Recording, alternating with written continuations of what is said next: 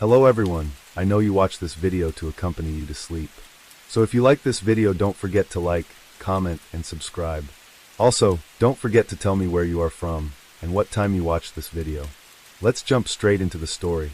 Story 1. Dangerous Connections. 19-year-old student Lizzie Marriott vanished on October 9, 2012. After her classes, she went home and left a note on the table. It was addressed to Tony and Becky Hanna, the uncle and aunt of the girl, where she was staying. In it, Lizzie said she was going to visit a friend and would be back no later than midnight. Neither on that day nor the next did the niece return. Later, her car was found in the campus parking lot. The girl seemed to have disappeared without a trace. After some time, the search for the missing girl turned into a search for her body. The police became aware of the gruesome details of her death. Once the girl's openness and friendliness turned against her. This is a story about the danger posed by uncontrolled desires. Horrible crimes are committed when not only state, but also universal laws are violated. The freedom of one person ends where the rights of another begin. This is an undeniable truth. For Tony and Becky, their niece became a full-fledged family member. To save on housing, she moved in with them during her studies at the University of New Hampshire. Lizzie loved marine animals very much, so she chose a future profession in marine biology. She moved to Chester in the fall of 2012, leaving her parents, Bob and Melissa Marriott, with whom she lived in Massachusetts. They were separated by a 2-hour drive, but they still maintained close communication. The girl had a gentle character, was kind and sweet, which made everyone love her. She would shout, "I'm home," her aunt recalled, and we felt joy in our hearts because she felt comfortable with us and we with her. Lizzie liked her new life, and unprecedented horizons lay ahead. In her spare time, she worked at Target, where she quickly adapted and was well regarded. There she met 18-year-old Kate McDonald. The girls quickly found a common language, often hanging out after work. Once Lizzie was already at Kate's apartment, so when she invited her again, she agreed. On October 9th, the friends met. They wanted to spend the evening together, have dinner and watch a movie. However, their solitude was interrupted. 30-year-old Seth Mazzella, Kate's boyfriend, joined them. The heroine didn't mind the company, it's more fun together. Moreover, her new acquaintances were interesting personalities involved in theater. And Seth graduated from the same university as Lizzie, but in theater arts. Despite the fact that the guy worked as a consultant in an electronics store, he had a rich experience. He trained as an emergency medical technician, earned a black belt in karate, and even taught martial arts. In general, they had a lot to talk about. The evening promised to be interesting and end on a good note. It's just that entering the young people's apartment, the girl never came out again. After Lizzie didn't return by the promised time, her relatives decided to wait until the evening of the next day. Perhaps she stayed overnight at a friend's and went from there to the university. However, when she didn't show up and on October 10th, the aunt and uncle got worried and contacted her parents. It turned out they also had no information. After the unpleasant news, the mother and father got in the car and headed to Chester. On the way, they reported their daughter's disappearance. Not only the police and relatives, but also the girl's friends joined the search. The investigation began with questioning everyone who knew her. Unfortunately, the relatives didn't know where Lizzie had gone. However, thanks to her friends, this information was established. Nate McNeil, a friend, said he knew where she might be and pointed to Kate McDonald. He also said he asked Kate if she had Lizzie, and she said no. Detectives took note of the guy's words and started checking the new information. Meanwhile, it was found that there were no movements in the girl's bank accounts, and her phone was turned off. The initial version that she might have been in an accident was ruled out. Just a few days later, her car was found. At the same time, Bob and Melissa Marriott announced a $10,000 reward for anyone who could provide information about their daughter's whereabouts. After talking to Lizzie's friends and colleagues, investigators learned interesting information about Kate and her boyfriend. The couple was far from what they tried to appear in public. Soon after, Seth Mazzella was arrested. Lizzie and Kate's acquaintances said that recently the girls had been spending a lot of time together. However, they seemed different in character and attitude toward life. Lizzie was very sociable and compassionate, while Kate, on the contrary, was reserved and rude. What brought them closer was unclear. Those who had been working at the store for years said that this was not always the case with McDonald's. After she started a relationship with Seth, she changed a lot. There was no trace of her former cheerfulness and lightness. As it turned out later, She even limited communication with her relatives, since they were against her new boyfriend. There was something suspicious about him, antisocial. The couple started dating when the girl was 17. After she turned 18, they moved in together and began living in Mozilla's apartment in Dover, New Hampshire. Paying special attention to the couple, the police checked their databases, but found nothing remarkable. Studying the profiles of young people on the internet, officers learned some details about their personal lives. Seth and Kate practiced not relationships. On one of the websites, McDonald, under the pseudonym Miss Scarlet Vampire Actress, posted a spicy ad. She wrote that she and her lord were looking for a live-in slave. The required duties were house cleaning, dishwashing, laundry, cooking, and readiness for intimacy at any time. The girl also shared a bit about herself and her partner. She described their relationship as dominant, submissive, where the former dictates and controls and the latter completely submits to his will. At the end, the girl attached her photos in a Gothic style. From the text, it was clear that the feelings of the two were not based on love and respect, but rather on humiliation and obedience. The couple practiced BDSM, where Seth was the dominant and Kate was the submissive. Now detectives had no doubts that they could be involved in Lizzie's disappearance. On October 12th, the young people were summoned for questioning. They were questioned simultaneously, but separately from each other. This played into the hands of the investigation. For 2 hours, Kate insisted that she hadn't met Lizzie on October 9th. After that, she refused to talk altogether. Meanwhile, Seth was more talkative. He denied his friend's words and said that on that day Marriott was indeed at their place. However, a tragedy occurred. At first everything was fine. They watched a movie, played strip poker. After that, they engaged in a threesome. According to him, no one objected to intimacy and was morally prepared. During the process, he tied the girls with ropes, but at some point something went wrong and Lizzie accidentally died. Then, in a state of shock and fear of being misunderstood, he and Kate took the girl's body to Pierce Island and threw it into the Piscataqua River. After that, they went home. After an 11-hour interrogation, Mozilla went with the police to the designated place, where he vividly demonstrated how he got there and threw the body off the cliff. On October 13th, the guy was charged with murder. The news of their daughter's death was devastating for her parents. Melissa Marriott said she had a feeling about it, but she didn't want to believe it until the last moment. On the same day, a candlelight vigil was held in memory of the departed. Her father thanked those who came and said that the prayer spoken today would help Lizzie find peace. "She has become an angel who flew to heaven," said Bob Marriott.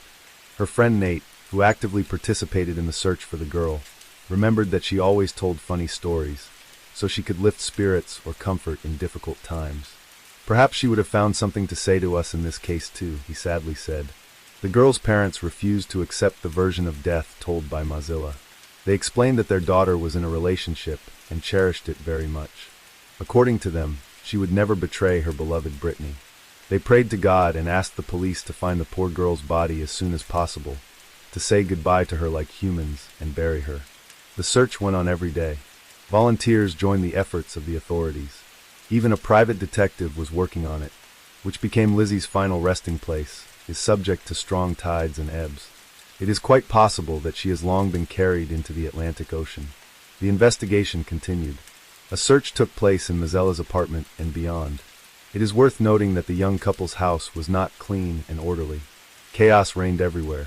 Detectives also found out that Seth was interested in occultism and black magic. Since no evidence was found in the apartment, forensic experts examined the surrounding area. In one of the trash containers, they found a bag of belongings. Among them were black leather gloves, a sweatshirt, and men's underwear. During the examination, it was established that the underwear had DNA traces belonging to Seth and Lizzie. This confirmed the intimate nature of their relationship, and the sweatshirt belonged to the deceased and was identified by her family. But what were leather gloves doing on this list? If it's a love game accessory, why get rid of it, like the rest of the evidence? Apparently, not everything in Mozilla's words was true. He could easily pass off the desired as reality. However, what Kat McDonald said confirmed it. The girl broke her silence, and on October 17th, she told what happened. She admitted that on October 9th, Lizzie came to her. Later, Seth joined them. At first, the three of them watched a movie, then played strip poker.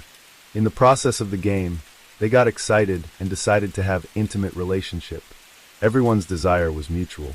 It all started with kisses and tenderness. Then Seth suggested tying Lizzie up with ropes, and she agreed. The girl even showed schematically how Seth did it.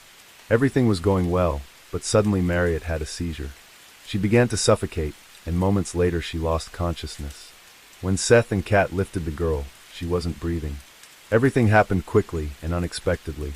MacDonald claimed that no one was to blame for what happened. It was an accident. However, a significant role in the investigation was played by the testimony of an unexpected witness. One day, a young woman went to the police station. She said she had important information about Lizzie Marriott's case and asked to speak to the detectives leading the investigation. During the conversation, she introduced herself as Catherine Fish, Seth Mazzella's ex-girlfriend. From the conversation, it became clear what she was hinting at. Seth was capable of murder. Once he confessed to her that in one of his fantasies, he takes someone's life. But let's start from the beginning. Catherine and Seth met about 10 years ago. At first, he seemed attentive and caring. He courted her beautifully, didn't skimp on flowers and gifts. He was very charming in conversation. The girl quickly fell in love with the affable young man. But at the moment of their first intimacy, she learned that he was into BDSM. At first, she didn't mind new sensations, as long as he kept himself under control. However, later, Seth began to show excessive cruelty and dominance. He didn't want to be contradicted or stopped. Sometimes he shared his thoughts and fantasies with her. During one such conversation, Catherine heard a terrible confession. Then she realized he could be dangerous. As if to confirm this, he grabbed her by the throat very tightly once. The girl begged him to let go, but he wouldn't stop and continued to squeeze harder. This incident finally shattered her illusions. Since they moved to another city, the girl didn't know where to go to get away from him. She didn't know anyone and didn't communicate with anyone. Besides, she was financially dependent on her boyfriend, so she continued to live with him, waiting for a convenient moment to escape. Catherine admitted that over time Seth started talking about a third partner. He got bored with her in bed, so he decided to spice things up. Therefore, he periodically brought different girls to their house, but none of them stayed long. So Mozilla said they needed to find a permanent girlfriend. Catherine's life turned into hell. Catherine admitted that Seth had frightened her so much that she didn't dare to escape. After a few months, gathering courage, she finally decided to run away. Fish miraculously overcame the distance of 1,000 miles to get to her parents' house. But that's another story. She never saw her ex-boyfriend again. In May 2014, Seth Mazzella appeared in court. The prosecution believed that the defendant was guilty not only of intentional murder, but also of taking advantage. Several people testified against him. Shortly before the trial, among them was Kat MacDonald. 2 months after Lizzie's death, she too was arrested and was in custody. She was charged with obstruction of justice and investigation. The girl had plenty of time to analyze what had happened and understand whom she was covering for. Initially, while behind bars, she and Seth were actively corresponding. The lovers dreamed of escaping and going to another country where there were no extradition laws. They wanted to get married and have children. However, their escape plan suffered a setback. In the winter of 2012, Seth persuaded his cellmate Ryan Bachman, who was soon to be released. Mozilla gave him access to his bank account. Bachman was supposed to withdraw money, buy drugs with it, and sell them, thereby increasing the initial capital. With this amount, they planned to buy weapons, 2 cars, explosives, and a boat. However, the friend decided to use the money for his own purposes. Moreover, authorities learned about the plan. After that, Seth abandoned the escape plan and sent Kat a letter suggesting they meet in the afterlife. He sincerely believed that death was not the end of life. Perhaps, in this way, he hinted to the girl about ending her life. In any case, time helped MacDonald. Her thoughts cleared up. Therefore, when in 2014 the prosecutor's office offered her a favorable deal, she agreed without hesitation. According to it, the suspect had to tell the truth about what happened in the apartment on the evening of October 9th. In return, the threatened 20-year prison sentence was reduced to 3, a fairly advantageous offer, considering the circumstances that became known to the investigation afterward. The girl admitted that she was very afraid of Seth and obeyed him in everything. He gradually suppressed her will, deprived her of independence. A month and a half before the tragedy, the guy sent her a message ordering her to find a third partner as soon as possible, because he didn't want to be alone while Kat was away. The thing is, the girl had 10-day theater tours scheduled. However, MacDonald never found a replacement for herself. Over time, the tone of Mazella's messages changed. He moved on to threats and promised a terrible retribution if she didn't do what he wanted. At the very least, Kat had to bring one of her friends with whom he could carry out his plan. To fulfill the order, Kat invited Lizzie over.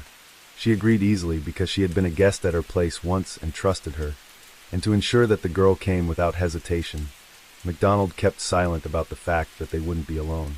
Seth liked the presumed partner. He had seen her photos before, so he eagerly awaited the appointed hour. Imagine the disappointment and anger the guy felt when the evening didn't go as planned. On October 9th at 9 p.m., Marriott arrived at Mazella's apartment. At first, Kat and Lizzie spent time together chatting. Then Seth joined them. He was cheerful, joked a lot, and took care of the girls. In general, he brightened up the evening. After that, he went to bed. The young people started watching a movie. During the viewing, Seth suggested playing strip poker, dimming the lights in the room. He wanted to create a conducive atmosphere for intimacy. The game was casual, but Lizzie was losing, so she ended up in her underwear. In another losing hand, Seth suggested kissing Kat, but the girl refused, explaining that she was already in a relationship and it repulsed her. After a while, the heated guy suggested Marriott to be alone, to which she categorically replied no. In response to her reaction, Seth went to his room, where he put on black leather gloves and took out a rope.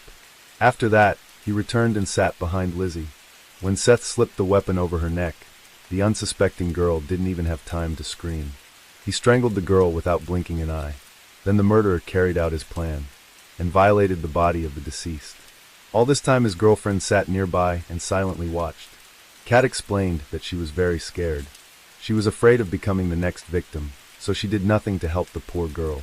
Around 1 in the morning, the couple wrapped Lizzie's body in tarpaulin and put it in a suitcase which they carried to Lizzie's car. Then they headed to Pierce Island by the river there, where they lifted the suitcase onto an observation deck, pulled out the dead Marriott and threw her off the cliff. Then they cleaned up in the car together, drove to campus, and left the girl's car in the parking lot. The couple walked 10 miles home. Kat explained that she was scared by what was happening and was in a state of shock.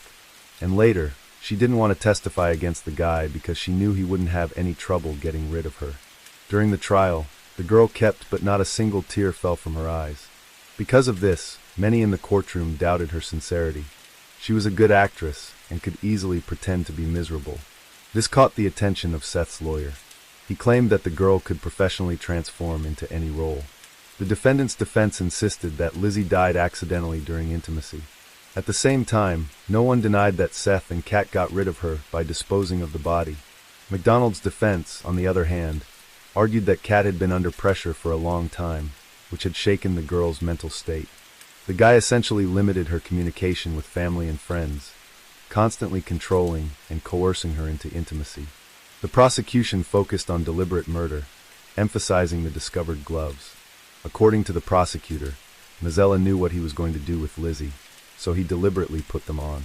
He did it to protect himself and hide the traces. Considering all the circumstances, his action was by no means accidental. Witnesses for the prosecution also included Roberta Gherkin and Paul Hickok, acquaintances of the couple. It turns out that at 10:49 p.m. after Marriott's murder, Seth called them. He said he needed help and asked them to come over. After 11 p.m., they appeared at Mazzella's apartment and saw a strange scene. Seth was sitting on the bed, and a girl in lingerie lay next to him. When Paul asked what was going on, Seth replied, "This time things went too far." He repeated this phrase over and over again. Roberta found Kat on the kitchen floor. The girl was sitting in the fetal position and rocking back and forth. The arriving couple immediately said to call an ambulance and quickly left.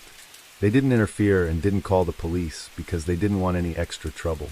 On August 14, 2014, Seth Mazzella was found guilty of first-degree murder by strangulation, taking advantage in criminal conspiracy. The 32-year-old man was sentenced to life imprisonment without the possibility of parole. 20-year-old Kat MacDonald received the promised 3 years of imprisonment. It is known that in 2016, the girl was released. She does not maintain any social networks, at least not under her own name. Some believe she returned to her parents. Lizzie Marriott's body was never found. The girl's parents couldn't bury their daughter, so they made a small memorial for her in the form of a bench by the lake in their hometown. Bob and Melissa Marriott believe that the sentence is too lenient for Lizzie's former friend. Although the perpetrator is punished, they cannot call it justice. The girl is dead and will never return. However, her case can serve as an example for other women. Story 2. The Sound Beneath the Silence.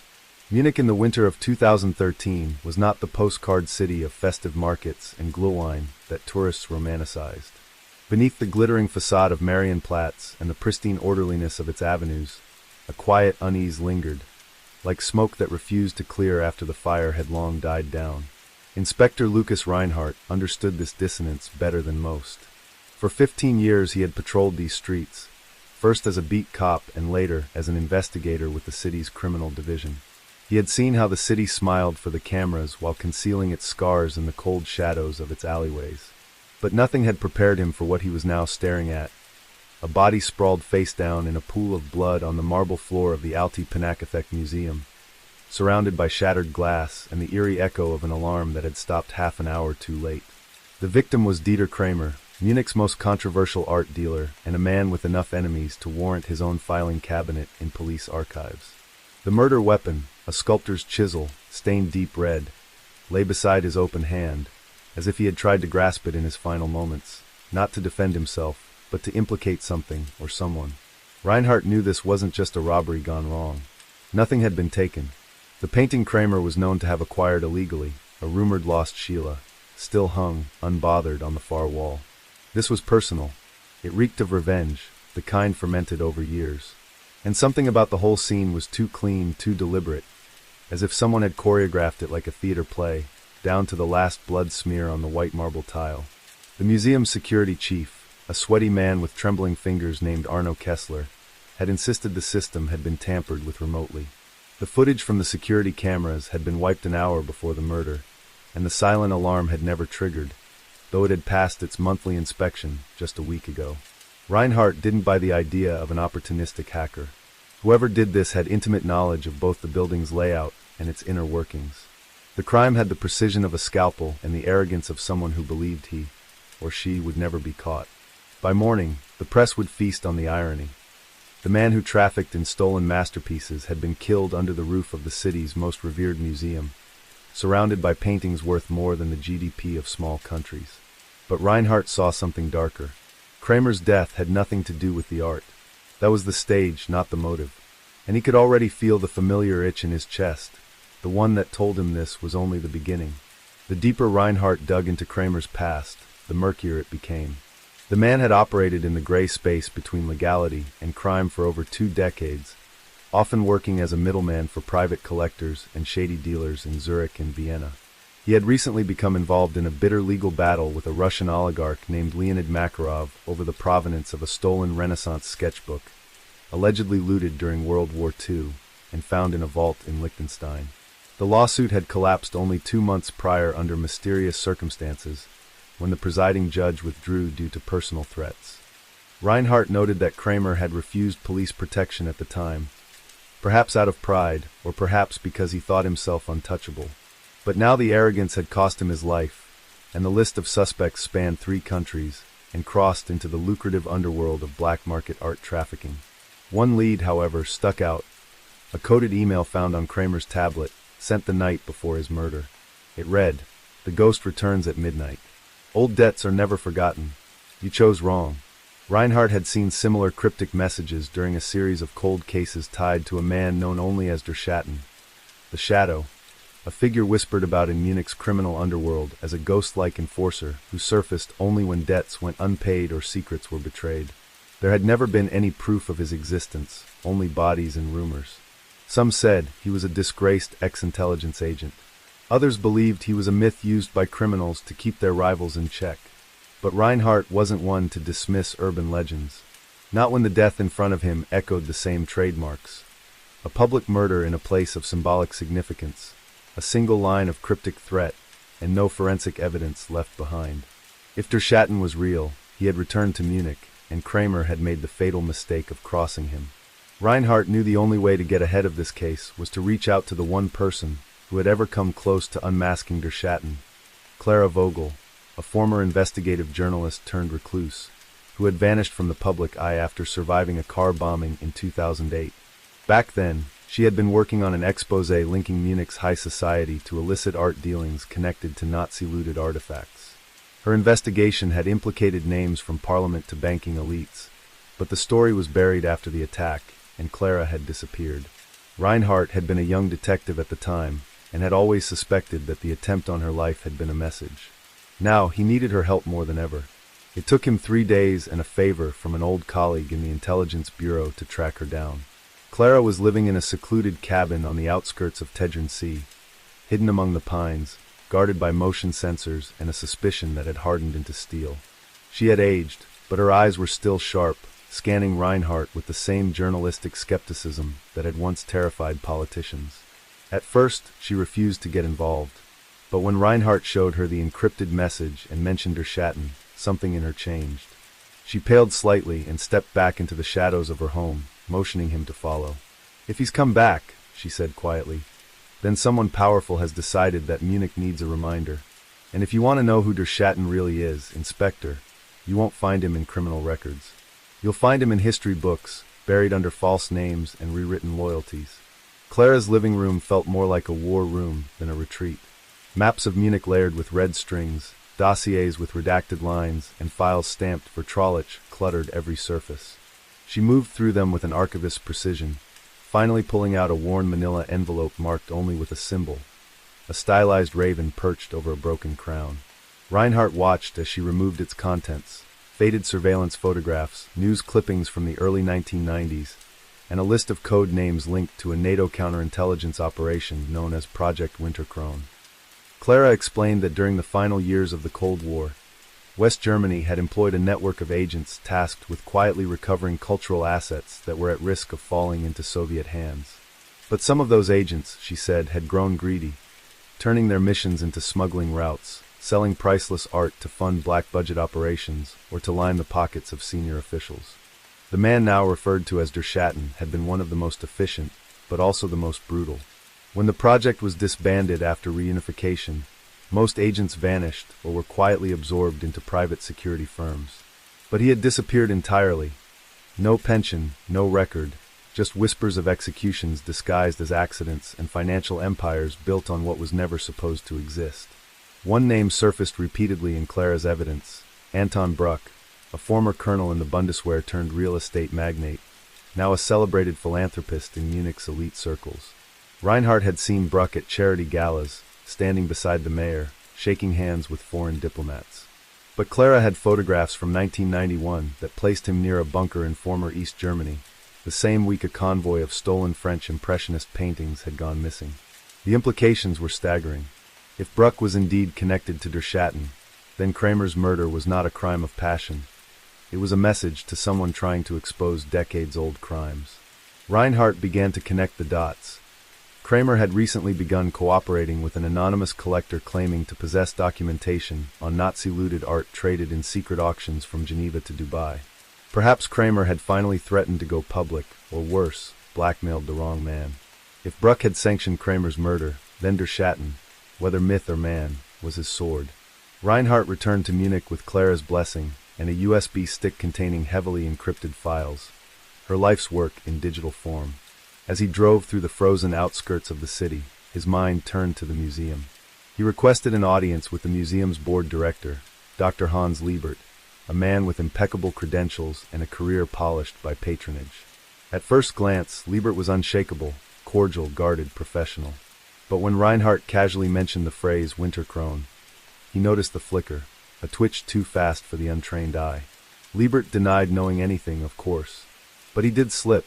In an offhand comment about the Sheila painting Kramer had attempted to launder, he mentioned that no one sane would try to resell that piece. It's tagged in the Interpol database. Reinhardt had never disclosed that the painting was flagged.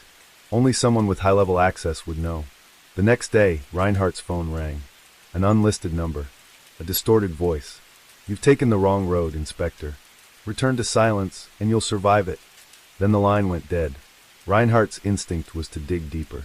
Fear had never driven him away, only sharpened his focus. But the city was closing in on him now.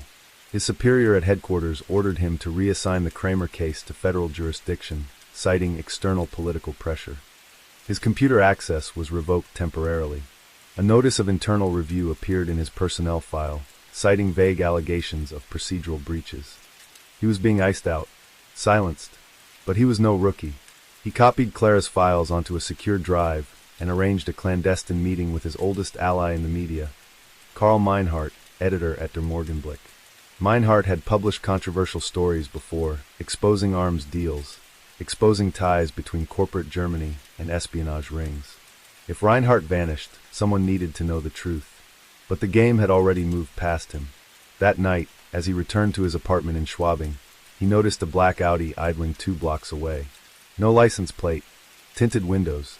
It drove away slowly as he approached. Inside his apartment, his desk had been rifled through. The Clara files were untouched, but a note had been left behind, an old coin minted during the Nazi era, polished and centered on the wooden table. It wasn't a calling card. It was a warning, a symbol, a reminder of what lay beneath Munich's respectable skin. The next morning, Karl Meinhardt was found dead in his office, collapsed over his desk, the cause listed as heart failure. But Reinhardt saw the crime scene photos before they were sealed. His coffee mug shattered, a faint trace of white powder near the handle. Poison.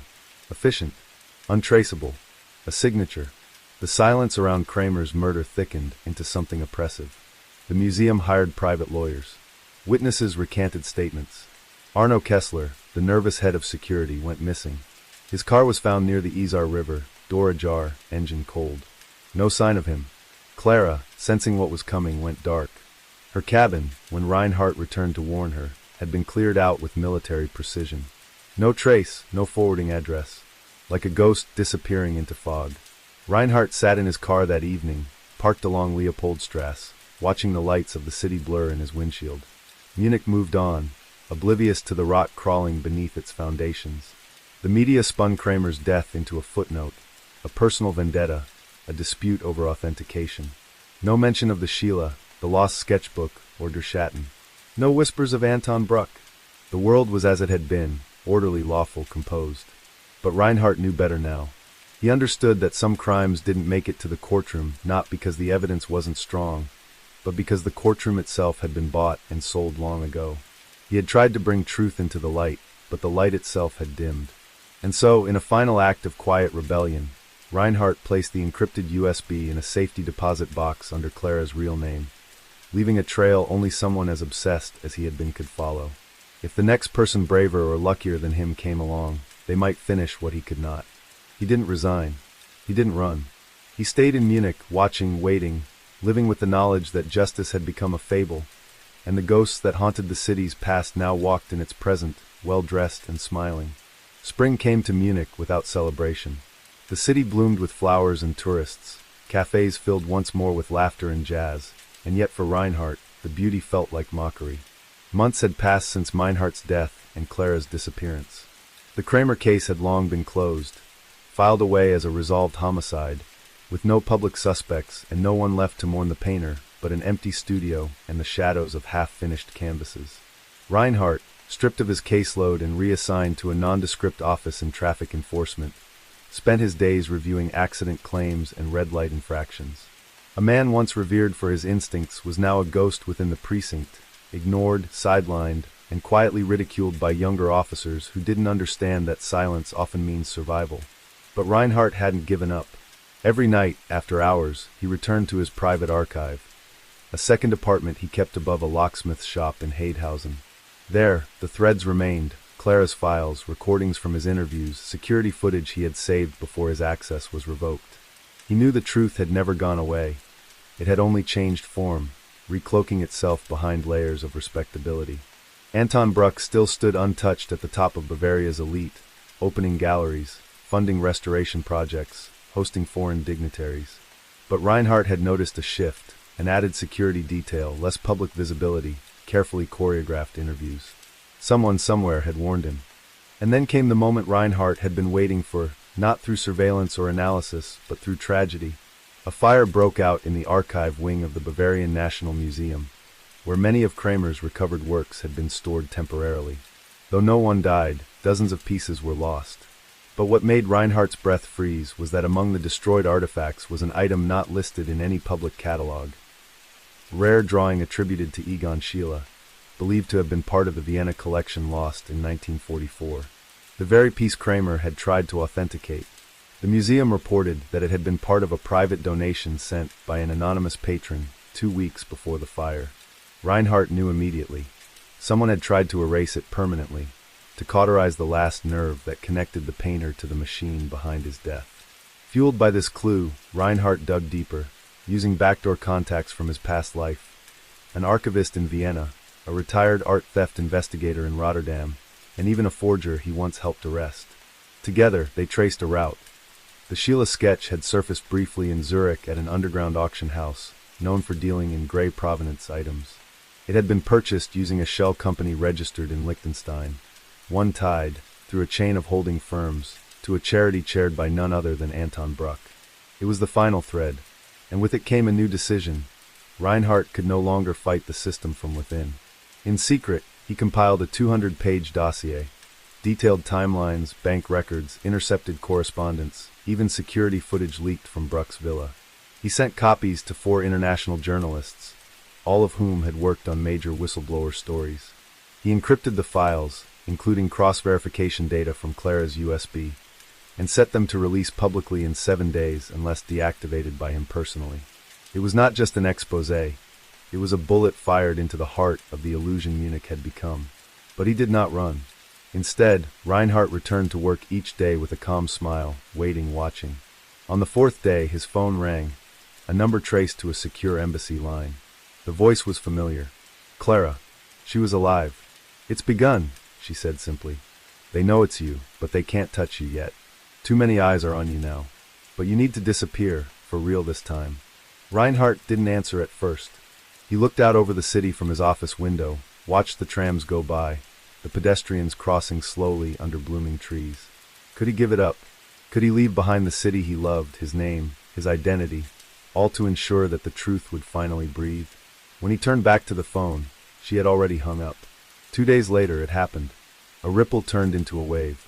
The story broke in Le Monde, then in Der Spiegel, and finally across every major outlet in Europe. Munich magnate tied to decades-old art smuggling ring, the headlines read. Photos of Bruck flashed across televisions, alongside recovered documents, wire transfers, hidden vaults. Interpol issued preliminary arrest warrants. Parliament members demanded hearings. A full investigation into post-reunification crimes was proposed at the Bundestag. The public was stunned. Bruck resigned from all charitable boards within hours. His assets were frozen. His reputation, once considered titanium, cracked under the weight of digital evidence and historical guilt. But Reinhardt was gone. On the 7th day, his apartment was found empty. No signs of struggle. His badge placed neatly on his desk, alongside a note written in pen. For the ones who kept looking. Some say he fled to the Swiss border under forged documents. Others claim he now lives in Lisbon, painting in the shadows like Kramer once did.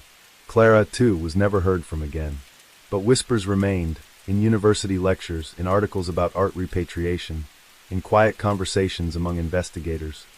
The story of a detective who refused to let time bury the crimes of power, who risked everything not for glory, but for truth. And Munich moved on like cities do. New buildings were raised over old ones. Statues were cleaned. Exhibitions opened in the very galleries once tainted by stolen works. Tourists came, cameras flashed, and cafe musicians played beneath the same lamps that once lit the dark alleys Reinhardt had walked. But under the cobblestones, under the carefully paved stories, the memory lingered, a reminder that history was never silent. It simply waited for someone to listen. Let's jump to next story. Story 3. The Sound Beneath the Seine. Paris, 2012. The city shimmered with illusion. Tourists flocked to Montmartre, sipping overpriced espresso as if it contained the soul of France, while below their feet, a darker rhythm pulsed. Beneath the romance of candlelit dinners and Eiffel Tower snapshots, another Paris endured, one of shadows, silence, and secrets long buried in stone. In this Paris, Inspector Theo Moreau walked the narrow alleys of the 3rd arrondissement like a ghost wrapped in a leather coat, the collar always turned up against more than just the cold. For nearly 15 years, he had worked homicide, each case a brick in the invisible wall he was building inside himself. But nothing, Not the politician's mistress found in a hotel bathtub, nor the mob-style executions in Belleville, prepared him for what they pulled out of the Seine that January morning. The body had no name. Female, mid-30s, bruised but untouched by the river's grime, dressed in a designer coat with no label and a watch that had stopped precisely at 2:47 a.m. Her fingertips were scrubbed, her dental records burned away with acid, and yet whoever had done this left something deliberately untouched. A ring on her left hand, a silver band engraved with a date, August 17, 2004. Moreau stood at the edge of the Pont de El Alma, watching her form sway slightly in the current as divers hoisted her onto the barge. Around them, the city buzzed, indifferent. Buses kept running. Lovers kissed without looking down. And Moreau lit a cigarette with the same hand that would later hold the ring in an evidence bag, staring at it for nearly an hour before speaking a word. There was something about the case that felt too clean, too rehearsed, like a performance. And Paris, he knew, was a city that worshipped performance. The autopsy told them little. She hadn't drowned. She had been dead hours before entering the water. No signs of sexual assault. No trace of narcotics. A clean injection site in the neck hinted at euthanasia-level precision. Moreau called in favors, reaching out to a friend at Interpol, another at the DGSI. Quietly. He didn't trust anyone in the department now. Not after the Dupont affair last year, where a leak had cost them a key witness and nearly cost Moreau his career. This case smelled the same, privilege cloaked in mystery. When a forensics analyst named Camille discovered faint remnants of rare German ink embedded beneath the woman's fingernails, likely from a ledger or handwritten letter, it only deepened the puzzle. Who still wrote in ink in 2012? And more importantly, what had she been trying to record before someone silenced her? Days turned into nights of rain. Moreau haunted Paris's forgotten corners. The old post-war buildings of the 11th arrondissement, the underground jazz clubs where faded revolutionaries still spoke in whispers, the private banks that closed their doors at dusk. Through a retired concierge in Le Marais, he traced the woman's ring to a bespoke jeweler in Berlin, commissioned in 2004, purchased in cash under a false name. The jeweler remembered the man who ordered it, French accent, pale hands, eyes like steel. The date engraved was not a birthday or wedding, at least not one ever registered. But August 17, 2004, was the date a classified intelligence operation took place just outside Marseille. Operation Chrysalid, an anti-trafficking sting that never made the papers, but had resulted in 3 deaths and several mysterious resignations from within the French internal security forces. That date was a message, a warning, and then came the envelope. No return address, no stamps. It arrived on Moreau's desk at headquarters like a whisper, resting atop his morning paper. Inside, a single photograph, black and white, grainy. A woman, the same woman now dead, standing in front of the Palais Garnier Opera House, speaking with a man whose face was half turned. Moreau's blood went cold. He recognized the man instantly. It was Pascal Girard, a former high-ranking official in the Ministry of Culture and now the CEO of Fondation Lumiere, a seemingly benign charity known for sponsoring art exhibitions around Europe. Girard had disappeared from public life 5 years ago, after allegations of financial improprieties surfaced briefly in a Swiss newspaper and were promptly buried. Moreau had tried to pursue them back then, but was shut down by a superior with trembling hands and a freshly signed pension agreement. The woman in the photo, she had been part of it all, and now she was dead. That night, Moreau didn't sleep. Instead, he paced his apartment near Canal Saint-Martin, the walls lined with old case files and newspaper clippings. He stared at the photo again and again, each time finding new despair in its grain. What had she been doing with Girard? Was she blackmailing him? Had she tried to escape from whatever operation they were both part of? And who had sent the photo now? Another ghost from that past, trying to push Moreau into a corner. He needed answers, and he knew the only place to find them was in the underworld of Paris. Not just the criminal underworld, but the deeper one, where politics, art, and power intersected with deception. The kind of world where secrets weren't traded in money or blood, but in silence. By morning, Moreau had made up his mind. He wasn't going to play it safe anymore.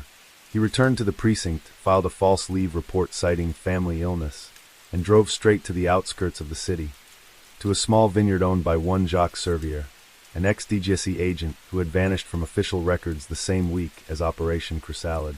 It was a risk. Servier might shoot him on sight. But Moreau had run out of time, And the ring, the photograph, the river, they all pointed toward the same buried truth. He needed to know why this woman died, and more importantly, who she had once trusted enough to wear that ring for 8 years, before someone decided that memory was too dangerous to live. As he stepped out of the car and heard the distant hum of the city dissolve into birdsong, Moreau tightened his grip on the folder beneath his arm. Paris had changed. Or maybe it had always been like this. Maybe the light was just another way of hiding the shadows. And he was ready to step fully into them.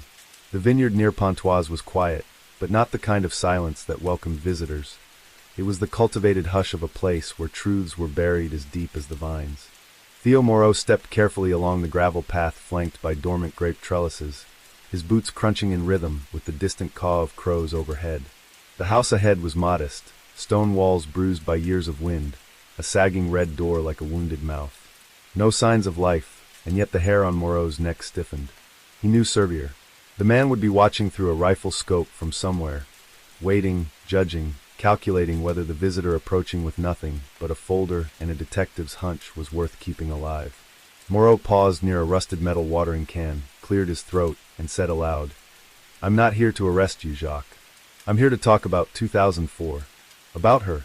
He held up the photograph of the woman in front of the Palais Garnier and left it pinned under a rock on the porch step like an offering. It took 10 minutes. 10 minutes of standing in that cold wind, listening to nothing but his own breath and the whisper of bare branches. Then the door creaked open with a sound like an old man waking from a nightmare. Servier had aged badly, skin like cracked leather, eyes yellowed from drink or fear or both. But his hand was steady as he held a pistol at his side, barrel pointed just left of Moreau's heart. "You shouldn't have come," Servier muttered. "They still listen. They never stop listening." Moreau nodded and entered, slow and cautious, like stepping into a confession booth with no priest inside.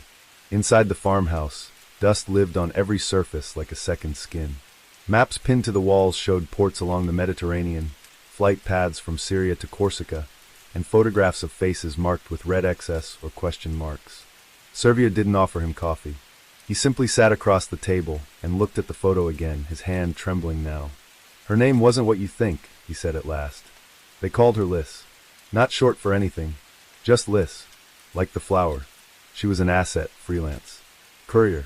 But she knew too much, too fast." He took a long pull from a bottle of Armagnac that had probably been opened a decade ago. "That ring she wore, it wasn't about love. It was a signal. Every operative who survived Operation Chrysalid had won. 5 of them. They were supposed to be burned when we shut it down. But she kept hers. Maybe she thought it gave her leverage. Maybe it gave her hope." Moreau's voice was low. "And Gerard?" Servier laughed, but there was no joy in it, only bitterness and bile. "Gerard was the architect. The whole art foundation facade was his idea. Smuggling antiquities, laundering money through exhibitions. The trafficked women were paraded as art curators or foreign interns, and no one blinked. Lys tried to get out. Started documenting everything. Letters, ledgers, locations. She sent some of it to a contact in Prague, but the drop went bad. She went underground. We thought she made it out of Europe."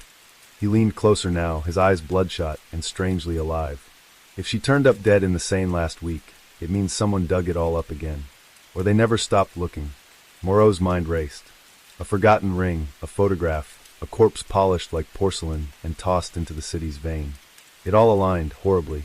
"Do you still have the other names?" he asked. "The ones who wore the rings?"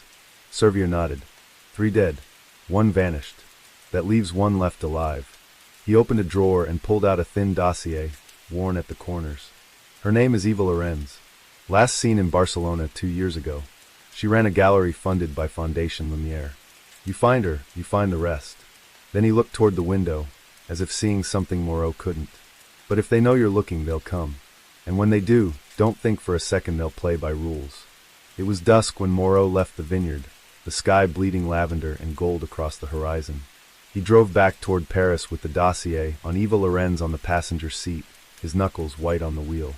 Every clue brought him closer to a truth that felt less like justice and more like rot. In his gut, he knew this wouldn't end in courtrooms or confessions.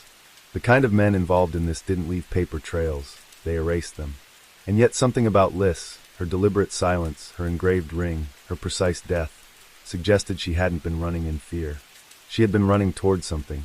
Maybe trying to finish what they had started in 2004. Maybe trying to deliver the final blow.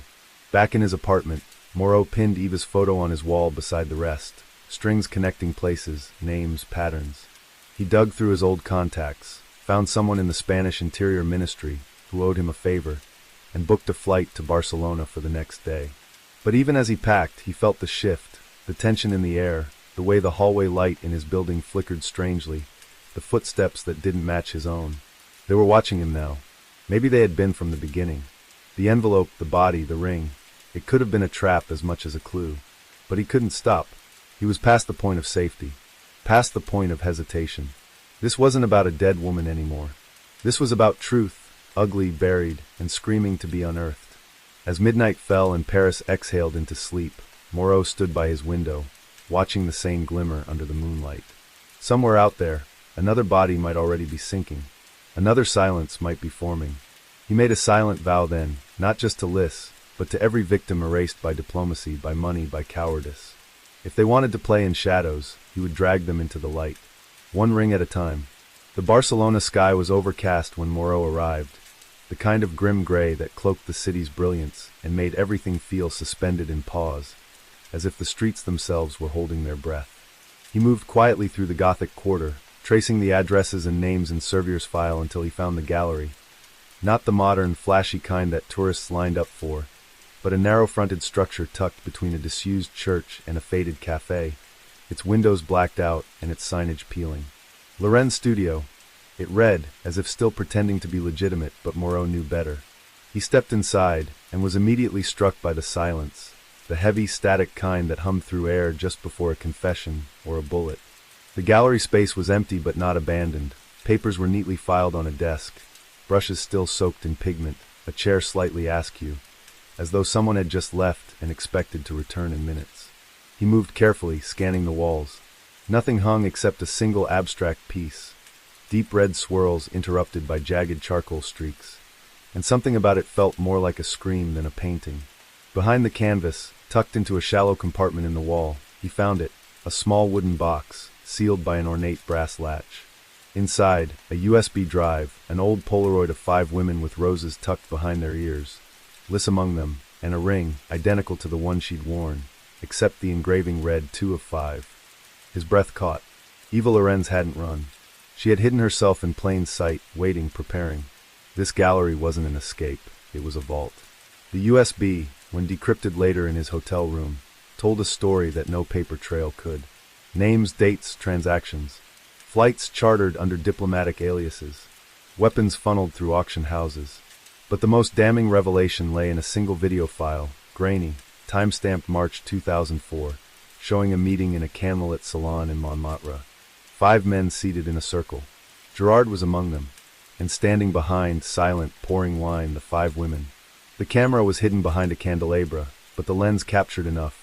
Plans, maps, a voice, Gerard's saying, "Paris must remain clean. The filth goes east." Then a hand reached forward, and the camera cut to static. The file was radioactive. Moreau knew it the moment he copied it. This was more than art crimes and sex trafficking. It was political cleansing, state-enabled logistics, and cover-ups that reached across borders and buried bodies in bureaucratic cement.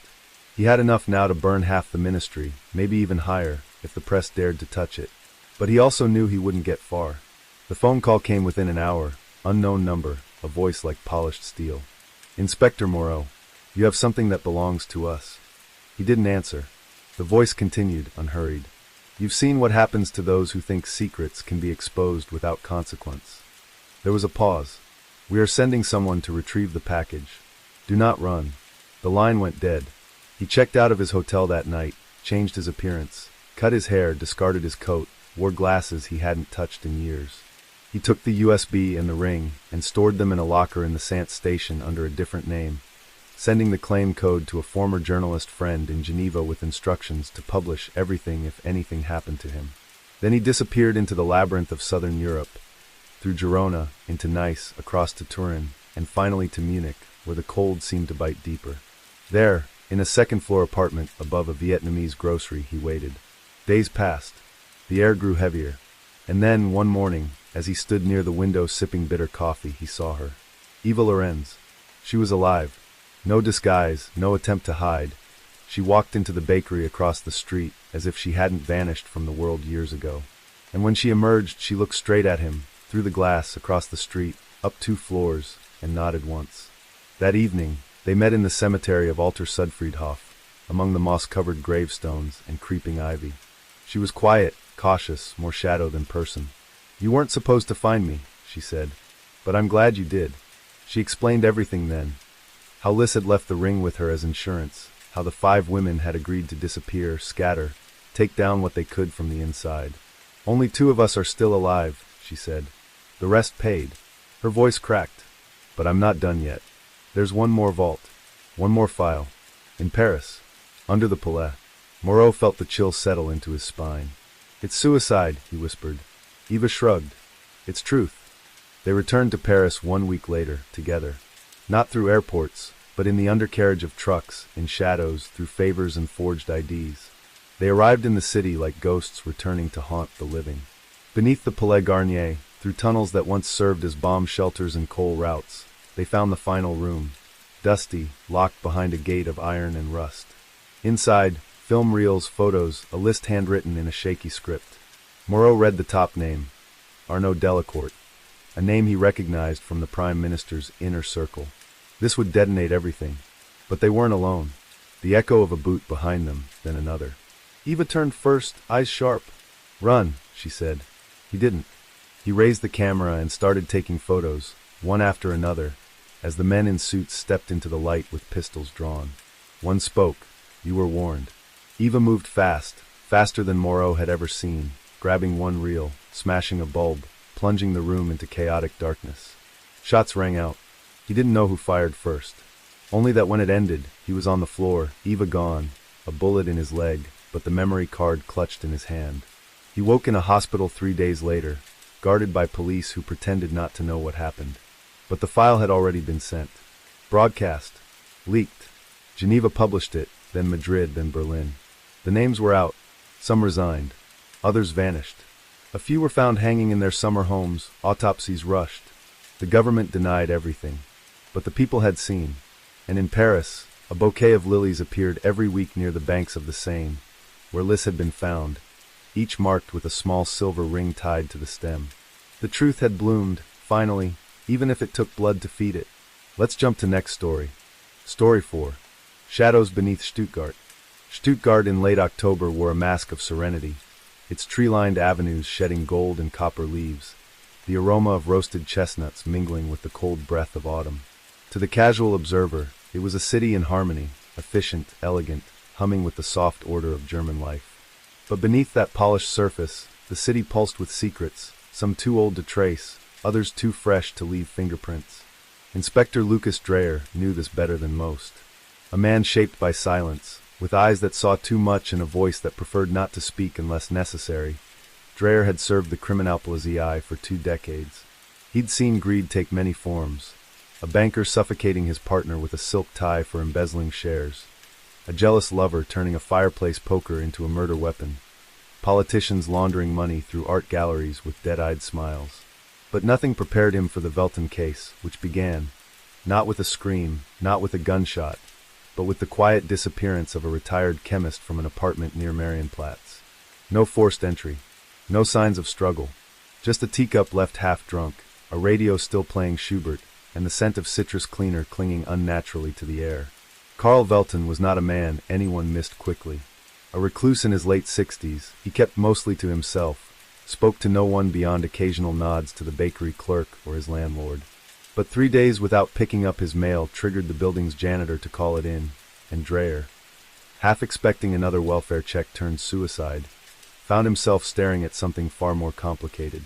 The flat was too clean. The kind of clean that made a detective's instincts itch.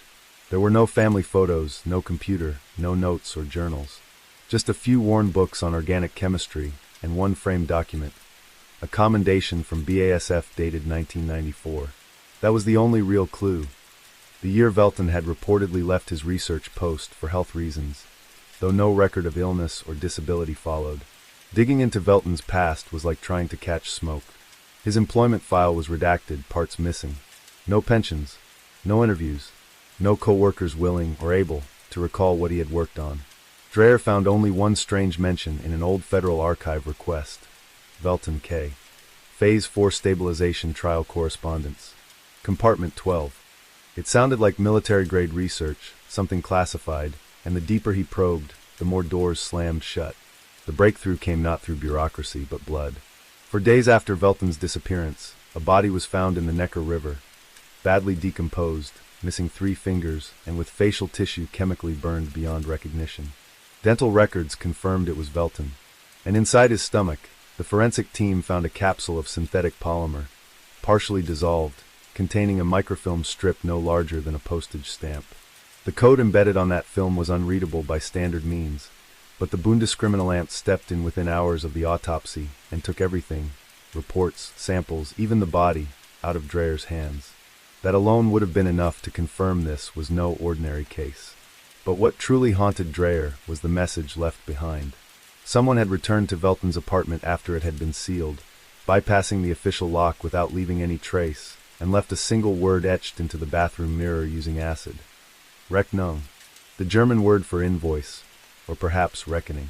Unable to shake the feeling that he was being watched, Dreyer began investigating unofficially, returning to the basement archives late at night, contacting former colleagues who had since left the force, piecing together scraps of classified operations from the 90s. What emerged was a disturbing picture. Velton had not been a mere chemist. He had been part of a black project, Project Nachtglas, operating under the Ministry of Defense, dealing with advanced crowd suppression agents, hallucinogenic dispersants, and neurochemical inhibitors designed for battlefield testing.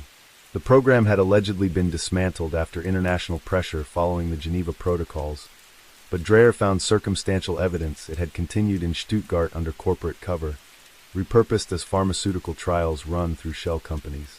The facility?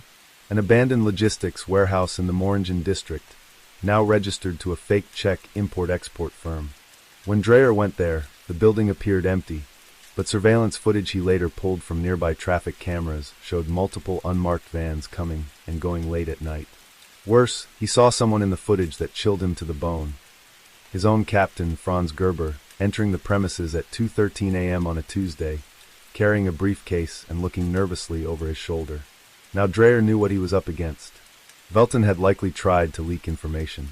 Someone had silenced him, extracted whatever he had hidden, and made his death look like an accident wrapped in mystery.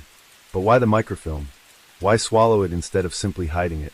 Unless Velton knew he would be caught, and wanted to leave a trace too dangerous to ignore. And what did the microfilm contain? Dreyer began receiving anonymous texts warning him off, one even including a photo of his daughter leaving school. The message was clear. Stop digging or we dig into you. But it was too late to stop. His conscience, long dulled by years of bureaucratic compromise, was now sharpened by the taste of truth. And the truth, he realized, wasn't buried. It was moving, changing hands, bleeding into new projects under new names. The second body dropped a week later. A forensic tech who had worked on Velton's stomach contents, found hanging in her apartment with a typed suicide note that read, "The truth was too bitter." But the autopsy showed ligature marks inconsistent with self-inflicted hanging, and Dreyer, now working in complete secrecy, began collecting the threads into a case file too large to hide, too dangerous to expose. He printed copies and stored them in 5 separate safes across different cities, including one in the Cathedral Library in Ulm. Marked only with the initials RG, he knew if he fell, others would have to carry it forward. The reckoning Velton etched wasn't just for him, it was for all of them. The buried sins of Stuttgart's shadow labs, the false deaths, the silenced witnesses. It was only the beginning. Dreyer had always believed that justice, however elusive, was still possible within the system, through process, evidence, and truth. But as the days passed and more pieces of the Velton puzzle fell into place, that belief began to decay like rust on an old badge. The closer he got to the heart of Project Nachtglas, the more the city itself seemed to turn against him. His apartment was broken into, though nothing was stolen, only rearranged. His personal computer was remotely wiped one night while he slept. His neighbor's dog was poisoned. These weren't just warnings, they were surgical strikes meant to destabilize, demoralize, and ultimately destroy the mind before the body ever gave out. But Dreyer had survived darker days. He'd served in Kosovo, seen what chemical fear looked like up close. And this wasn't fear anymore. This was clarity. If Velton had died to expose the truth, then Dreyer would not let that sacrifice end in bureaucratic silence. So he turned to someone he once swore never to trust again. Sophia Reimer, an ex-intelligence analyst turned freelance cryptographer who had been dishonorably discharged after leaking NATO documents to a whistleblower site in 1999. She lived under an alias now in Tübingen, growing herbs and repairing antique radios. But when Dreyer showed up at her cabin with copies of the microfilm printouts he had secretly duplicated before the BKA confiscated the originals, her face turned pale with recognition, not confusion. What she decoded over the next 48 hours was not just sensitive, it was catastrophic. The microfilm contained partial blueprints for an aerosolized neuroagent labeled NK-12, alongside trial results from a 2002 test conducted in a refugee camp under the guise of vaccine distribution. The location was listed as Northern Border Initiative Zone 3, likely a euphemism for somewhere in the Balkans. The symptoms: hallucinations, temporary paralysis, severe psychological disruption, and in 16% of cases, irreversible cognitive breakdown. Worse yet, embedded in the data was a schedule, projected delivery phases marked for urban simulation environments, one of which listed Stuttgart, 2025 Q1. The implication was horrifying. Either the project had been reactivated or it had never truly stopped. Velton had carried this in his stomach not to smuggle it out, but to die with it inside him so it couldn't be extracted. Unless, of course, someone knew exactly how to find it. Someone did. Someone inside Dreyer's own department. Sophia looked at him over the kitchen table, surrounded by scattered code sheets and decrypted logs, and said in a whisper, "You can't go to the press. Not with this. They'll erase you before you get past the first sentence." She handed him a data stick encrypted with triple redundancy and said, "There's only one person I trust. She runs an offshore archive out of Reykjavik. She's dealt with military whistleblowers before. Get this to her, then disappear." Dreyer didn't argue. By now he was being followed openly. A black Mercedes SUV tailed him through the forest road back to the city, and two figures in street clothes stood across from his office each morning, never talking, just watching. He stopped using his phone. He ditched his car and switched to a motorcycle he registered under a dead cousin's name. Still, they kept finding him. When he returned to the safe house in Ulm where he had stashed a backup file, he found the door ajar and the room empty, save for a single object placed carefully on the floor. His own badge, split in two, with a bullet casing beside it. A calling card. An invitation. Or a promise. Still, Dreyer pushed forward. He contacted the woman Sophia had mentioned, a Swiss-born Icelandic journalist named Elisa Thormar, who operated under layers of online anonymity and refused all face-to-face contact. But she responded to his signal, an encrypted email with only the phrase Rechnung confirmed. She gave him a location, a dead drop at the Frankfurt Hauptbahnhof, locker 473. No surveillance. No contact. Leave the drive. Walk away. Wait for confirmation. On the morning of the drop, Dreyer wore a courier's uniform, blending into the chaos of the train station, every step measured, every turn calculated. He placed the stick inside a hollowed-out paperback copy of Faust, and left it in the locker. He walked away without looking back. Hours later, in a safe room in Stuttgart's outskirts, he received a message on a burner phone. No words. Just a link. He opened it. A live countdown was ticking on a secure server, marked release initiated. 11 hours, 47 minutes, and 22 seconds. It was already too late to stop. The information was out. And he knew what would follow: denials, discrediting campaigns, character assassinations. But at least the truth would breathe, if only briefly. 2 days later, Dreyer's apartment exploded. Officially, it was blamed on a gas leak. But everyone in his precinct knew the truth. No one spoke of it. No one attended his memorial, because there wasn't one. His body was never found, and his name was quietly removed from the active roster. Just another cop lost to the chaos of an invisible enemy. But Elisa Thormar released the documents. She published the redacted trial data, the images, the witness reports, and Velton's final message, recorded on a dictaphone file hidden in the data stick. In it, Velton said simply, "If you are hearing this, then they have failed to bury everything. Please forgive my silence. I stayed quiet too long. Let my ending be your beginning." The fallout was both immediate and agonizingly incomplete. Governments denied. Corporations spun stories. But protesters marched. Scientists defected. Parliament hearings were scheduled. And somewhere, far from Stuttgart, a man with a new name and old eyes watched from the shadows, no longer wearing a badge, but still carrying the weight of justice like a ghost strapped to his spine. Because reckoning had come to Stuttgart, and it was not done yet. Let's jump to next story. Story 5. Shadows over Szeged. In the quiet, cobblestone lanes of Szeged, Hungary, a university town nestled against the Tisza River, something ancient stirred beneath the surface of academic calm and Art Nouveau facades. It had begun subtly, like a shift in wind pressure or the change in tone during a whispered conversation. First, it was the disappearance of a doctoral student in criminology, a young woman named Eva Kovacs, last seen exiting the university archives with microfiche reels dated back to 1982, documents long forgotten, even by those who had lived through the end of the communist regime. Then came the fire in the city library, which consumed an entire wing housing state surveillance records from the A with acute VH, Hungary's feared secret police. Officially, it was ruled an accident caused by faulty wiring, but for Inspector Gabor Varnai, the lead investigator from the Szeged Police Criminal Division, there was no such thing as coincidence, especially not when Eva's thesis advisor, Dr. Miklos Feher, was found dead just 3 days later, an apparent suicide by overdose, though the man had been a devout teetotaler and staunchly anti-pharmaceutical. The clues were scattered like ash in a strong wind, and every step Gabor took forward seemed to reveal another layer of rot beneath the city's respectable facade. Gabor wasn't just any investigator. He had once been part of Hungary's National Bureau of Investigation, but after an internal leak involving a minister's family and illicit arms trade tied to former Soviet warehouses, he had been quietly reassigned, effectively exiled, to Szeged under the guise of provincial restructuring. He knew a cover-up when he saw one. He also knew when ghosts were being stirred. The documents Eva had accessed referenced an operation labeled Project Utvonal, or Route, a covert program said to be a state-sanctioned trafficking corridor used not just for information or goods, but for people.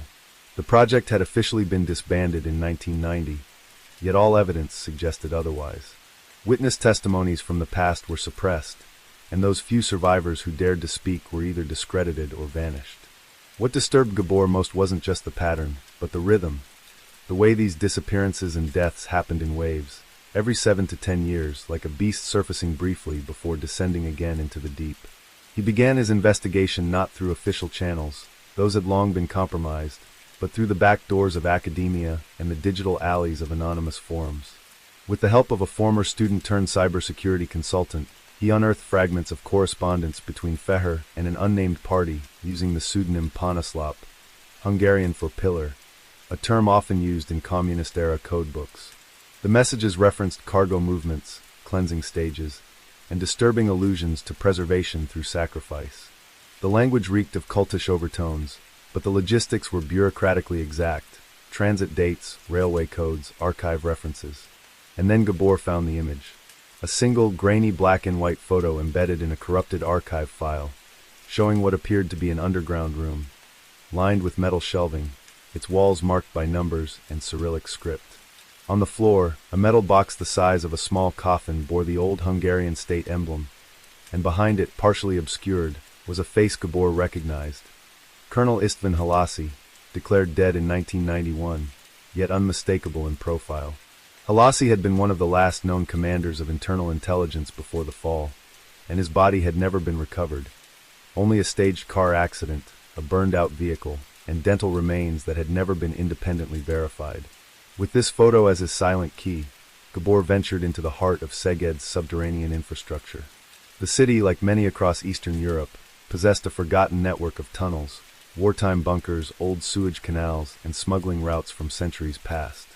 Most had been sealed off, but Gabor used blueprints copied from a civil engineer's office, under the pretense of investigating illegal construction, to find a passage beneath the old city theater. There, amid the dust and mildew of a century, he found a hatch sealed with industrial locks, its hinges too new to be relics. Inside was a staircase descending into a concrete chamber that smelled of iron and antiseptic. He turned on his flashlight and saw them. Rows of locked compartments, each marked with faded numbers, and within some, documents that had not seen light since 1989, confessions, photographs, maps of border routes, records of families taken for protective reassignment. But more than that, He found a still-active server bank running off an independent generator, networked to an external relay address in Austria. Someone was still watching. As he stepped closer, a screen flickered to life. A video file autoplayed, clearly triggered by motion detection. On the screen, Eva appeared, alive, bloodied, bound to a chair, speaking frantically in what seemed to be a forced confession. She described how she had found references to Project unsettling while researching comparative models of modern surveillance ethics. Her voice shook as she named names: living officials, business executives, even current members of Hungary's parliament. The message ended with a gunshot, and the screen went black. But Gabor didn't flinch. He knew now that she was dead, and the system had already decided that the knowledge she carried was more dangerous than any enemy state. Still, he had recorded it. He had copied the server, and he was no longer playing within their rules. As he left the chamber, he placed a small, rusted medallion he had found earlier, one with Eva's initials, on the steps. A marker, a promise. He knew he could never walk back into the police precinct again. He would be a ghost now too. But this ghost carried every file, every recording, and every name necessary to expose the most meticulously hidden crime ring Hungary had tried to bury under layers of history and silence. The truth had festered for decades beneath Szeged's sunlit streets, and now the rot would bleed through the stone. Gabor Varnai moved like a shadow through the outlying streets of Szeged, his frame cloaked in the dark folds of an overcoat too thick for spring, carrying with him a USB drive encrypted with over a decade's worth of systemic rot. The dawn light was beginning to press against the rooftops, soft and golden, as if the city itself was unaware of the sickness in its veins. With every step, Gabor felt the weight of choices now behind him. Choices that had transformed him from a police inspector into a rogue operative with nothing but instincts and cold truths to fuel his direction. He knew the server he had accessed wasn't local. It had routed itself through Budapest, then to Vienna, and finally pinged back from Zurich, where a security shell labeled Silence Protocol had nearly fried his temporary laptop with feedback code designed to destroy the drive. Fortunately, he had copied the files in triplicate, one on a cloud-accessed network under a false academic research alias, one physically stored in a safe house he kept since his NBI days, and one handed off to a journalist named Daniel Shep, who owed him a favor from years ago, when Gabor had stopped an under-the-table bribery case from surfacing and costing the young reporter his career. But now Daniel was missing. He had agreed to meet Gabor in Debrecen, but when Gabor arrived, he found Daniel's apartment broken into, the door slightly ajar, his laptop smashed on the floor, and a faint trail of blood smudged across the hallway tiles. On the bathroom mirror was written in red marker, in shaky block letters, "Truth is a choice. Choose wrong." There were no fingerprints, no DNA traces, just the unmistakable precision of a cleanup team that had done this before. That message wasn't a warning. It was a declaration of control. Gabor realized he had underestimated the reach of Project unsettling. Not just a vestige of communist surveillance, but a living, breathing organism that had survived revolutions, government reform, and the digital age by embedding itself in the undercurrents of national identity. It didn't just watch people. It curated memory. It shaped history. It decided what the public deserved to know. For days, Gabor kept moving, changing SIM cards, using burner phones, sleeping in abandoned cabins or student dormitories arranged by friends who asked no questions. And during those long hours of silence, he combed deeper through the files. One folder, labeled SISH, stood out. It contained video transcripts and medical reports of individuals subjected to enhanced perception filtration, a term that sounded like science fiction but revealed itself to be a form of psychological conditioning used on political prisoners and runaway teens. The goal had been to create witnesses who no longer trusted their own memories, trauma used as a tool to overwrite loyalty.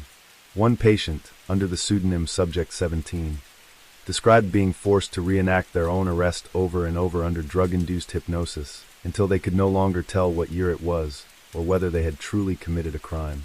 The reports dated as recently as 2008. It was no longer just about archival justice. It was ongoing abuse, shielded by bureaucratic opacity and enforced through surgical fear. Determined to release the findings publicly, Gabor arranged a meeting with a foreign diplomat stationed in Hungary, a German attaché named Beatrix Halser, whose anti-corruption initiatives had earned her quiet enemies among the old guard. He trusted her because she had nothing to gain and everything to lose. They met in secret, inside a church confessional booth in Paich, where the aged would muffled even whispers. Gabor handed her a copy of the drive and detailed everything. Eva's murder, the server bunker, the underground chamber, and Daniel's disappearance. Beatrix said nothing for a long moment, then simply nodded, slipping the drive into her handbag beneath a folded raincoat. "There are two wars," she said softly. "The one we fight with guns and protests, and the one we fight with memory. Yours is the second." Then she left, not through the front door, but through the sacristy, as though she had always known how to vanish. The next morning, Hungarian state media ran a brief obituary. Inspector Gabor Varnai, retired, killed in a traffic accident near the M5 motorway. No foul play suspected.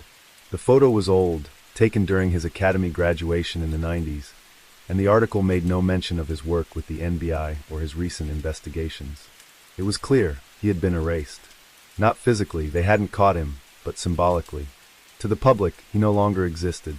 He had become a non-person, an inconvenient truth redacted from the national narrative. But Gabor took that as confirmation.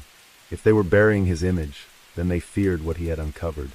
He was still alive, somewhere near the Austrian border, writing under an alias and leaking data piece by piece to foreign media outlets that didn't fear political backlash. Silence Protocol might still be watching, but so was the world now. The beast had been dragged into the light, and though it writhed, it would never fully hide again. In the end, it wasn't victory that Gabor sought, it was continuity. He wanted others to take up the file, to read Eva's words, to see the numbers etched on that underground wall, and understand that history was not passive. It was a weapon, and those who controlled it could make or unmake the past. Somewhere beneath the shadows of Hungary, files still flickered in locked rooms, names still whispered in code, and the old corridors still echoed with the memory of those taken.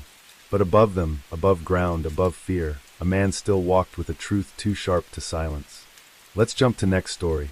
Story 6. Beneath the Veil of Silence. Hungary 2000.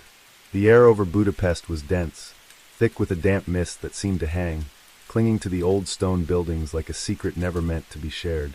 The world was changing. The collapse of the Soviet Union had brought about a new era of hope for many, but for others, it was the beginning of a darker age, one where the shadows of the past refused to leave. In the heart of the city, nestled between the Danube and the aging boulevards, a quiet war raged. It wasn't fought with tanks or missiles, but with paper and ink, documents, ledgers, and files. These weren't the grand affairs of international politics. No, this was a war for memory. Who would own the past, and who would be left to suffer from its silence? Inspector Laszlo Palfi had been part of the Hungarian police for nearly 30 years, but the man who had once proudly worn his uniform had changed. The years had worn him down. He had seen too many broken families, too many crooked officials, and too many innocents trapped in the gears of bureaucracy. But it was the case that had come across his desk in the summer of 2000 that had completely undone him. It was as though someone had finally crossed the line in the sand, and now the tide was coming in, an irreversible force that would flood the city with truths better left buried. A simple missing persons report, or so it seemed. Yet, as Palfi dug deeper, it quickly became clear that nothing about the disappearance of Laszlo Kocsis was simple. Kocsis had been a researcher at the Hungarian National Archives, a quiet, unassuming man known for his obsession with the post-World War II Soviet occupation of Hungary. His work was meticulous, focused on a particular subset of documents, secret files pertaining to the government's dealings with the KGB during the 1960s. Kocsis had been preparing to publish a groundbreaking paper, one that would reveal the full extent of Soviet influence over Hungary's leadership in the early years of the Cold War. It was a document that would expose the hidden deals, the manipulation, and the betrayal that had shaped modern Hungary. But just days before his disappearance, Kocsis had sent an encrypted email to a foreign historian, detailing the contents of a file he had uncovered. The historian, based in the United States, was the last to hear from him. Kocsis had promised to meet him in Budapest, but that was the last known communication. When Palfi went to the archives to investigate, he found Kocsis' office in disarray. Books were scattered across the floor, documents torn and shredded as though someone had been searching for something. The most alarming discovery, however, was the absence of Kocsis' personal research notes, which had been painstakingly compiled over the past 5 years. Someone had stolen them. But why? And what had Kocsis uncovered that was so dangerous? As Palfi delved into the investigation, he learned of a shadowy group of individuals who had been monitoring Kocsis' research. They weren't interested in history, they were interested in erasing it. The files Cochise had been working on were far more than academic records. They were state secrets, relics of a darker time. These documents, if made public, could implicate current government officials and businessmen with ties to the old regime. The KGB's influence in Hungary had been far-reaching, and the network of collaborators who had benefited from Soviet protection and funding in the 1960s still had a hold on the country's power structures. But Cochise had been close to exposing it all. Now, with him gone, the government had every reason to make sure the past stayed buried. Palfi's investigation led him to a labyrinth of shady meetings and backdoor deals, one that would take him into the heart of Budapest's political underworld. He learned of a secretive group calling themselves Az Emlékek Arnika, or the Shadows of Memory. They were former operatives of the Hungarian secret police, the A with acute VH, who had survived the collapse of communism by rebranding themselves as businessmen, diplomats, and political advisors. They had built a vast network of influence across Eastern Europe, working quietly behind the scenes to ensure that the truth of Hungary's Soviet-era complicity remained hidden from the public eye. They had no loyalty to the state or to the people. Their only loyalty was to the preservation of their own power, and they would stop at nothing to ensure that no one threatened the narrative they had so carefully crafted. Their methods were ruthless, and their reach extended far beyond Hungary's borders. To them, Cochise's research was a threat that needed to be eradicated. As Palfi dug deeper, he realized that this wasn't just a case about a missing man. It was a battle for Hungary's future. If Cochise had discovered what he claimed, the revelations could unravel everything the country had worked so hard to build in the post-communist era. There were powerful people who would kill to keep those secrets buried. And yet, Palfi couldn't back down. He had spent too many years in the service of justice to walk away now, even if it meant risking everything. He would find Cochise. He would uncover the truth. And he would expose the men who had worked in the shadows for decades, manipulating the history of Hungary for their own gain. The more Palfi uncovered, the more he realized that this was a case that reached back into Hungary's darkest history, a history that no one wanted to face. And yet, it was the truth that had to be faced if the country was ever going to truly heal. The weight of this knowledge settled heavily on him. His obsession with the case consumed him. Night and day, he could hear the echoes of Cochise's last email, his words etched in Palfi's mind. The truth must be known, or we will remain slaves to our past. The investigation took Palfi across Budapest, through hidden back alleys and deserted warehouses, beneath the city's centuries-old streets, and into the offices of men who had long ago learned the art of evading the law. His every move was monitored, and he could feel the walls closing in around him. As he uncovered more about Cochise's research, Palfi realized that the truth he was chasing was more dangerous than he could have ever imagined. But the more he uncovered, the more he understood that there was no turning back. As the days wore on, Palfi found himself drawn into a world far darker than he had anticipated. His investigation led him to a secret meeting with an informant who claimed to have knowledge of the inner workings of Az Emlékek Arnika. The informant, a former member of the A with acute VH who had fled Hungary after the fall of communism, met Palfi in a dimly lit cafe in Pest, a district of Budapest notorious for its quiet streets and underworld connections.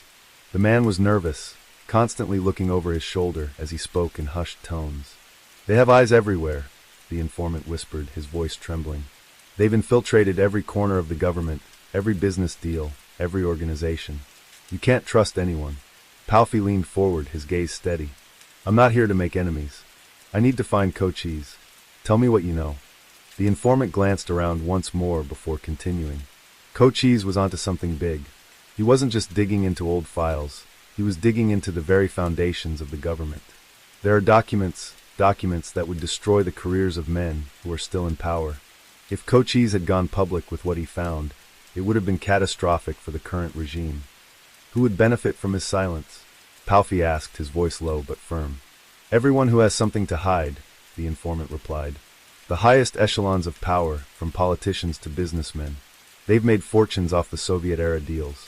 They made sure that the past stayed buried, and they'll stop at nothing to keep it that way."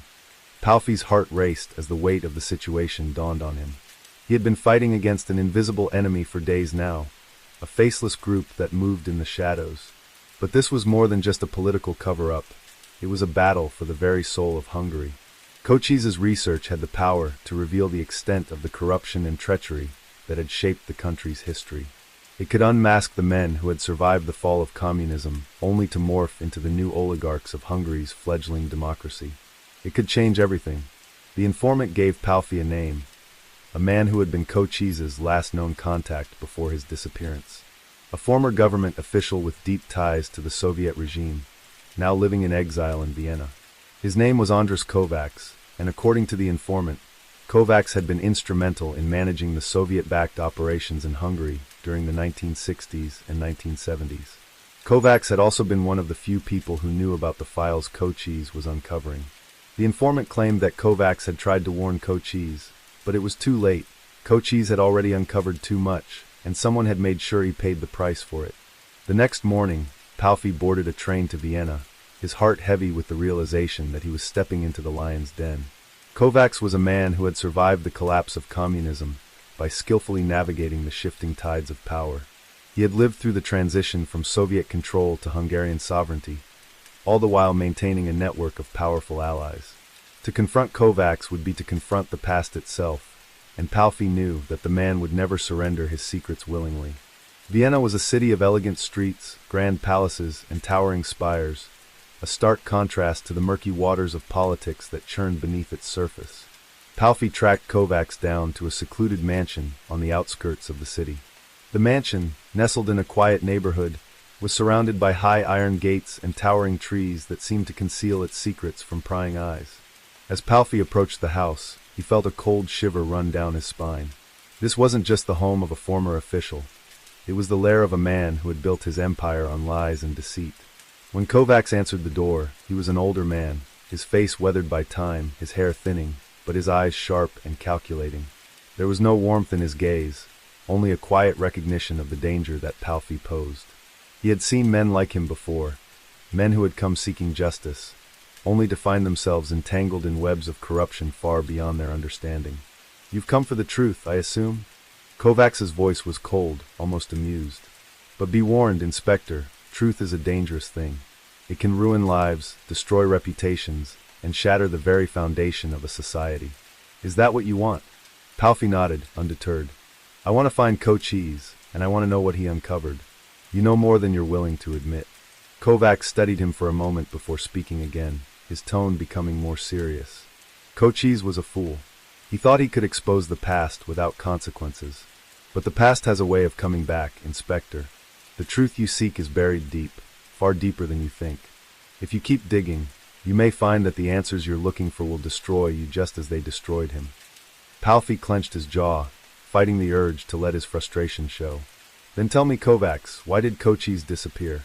What was he about to expose?" The older man smiled, but there was no humor in it. "You'll find your answers, Palfi. But be careful. Once you uncover the truth, you'll never be able to go back. The past has a way of catching up with you. And when it does, it's never as clean as you hope." Kovacs's warning echoed in Palfi's mind as he left the mansion and made his way back to Budapest. The investigation had only just begun, but Palfi knew one thing for certain. The truth would come at a price. Let's jump to next story. Story 7. A silent night in Budapest. The crisp autumn air clung to the streets of Budapest as the last remnants of the day's sunlight faded behind the silhouette of the Parliament building. In the quiet of the city, the sense of unease that had been growing for weeks seemed to solidify. Detective Martin Varga stood at the edge of a narrow alley in the old district of Pest, his breath visible in the cold air. The sound of distant traffic and muffled voices echoed in the distance, but the alley before him was empty, save for the shadow of a man huddled under a flickering streetlight. It was a place that seemed forgotten by the world, a place where secrets festered. The case he was working on had been keeping him awake at night. It was a simple theft, or so it seemed at first, an art heist from one of Budapest's renowned galleries. The stolen painting was a famous work by the Hungarian painter Mihály Munkácsy, but the true value of the crime wasn't just in the artwork itself. It was in the way it connected to something far larger, a tangled web of corruption that seemed to infect every corner of the city. As Varga dug deeper into the case, it became clear that this was no ordinary theft.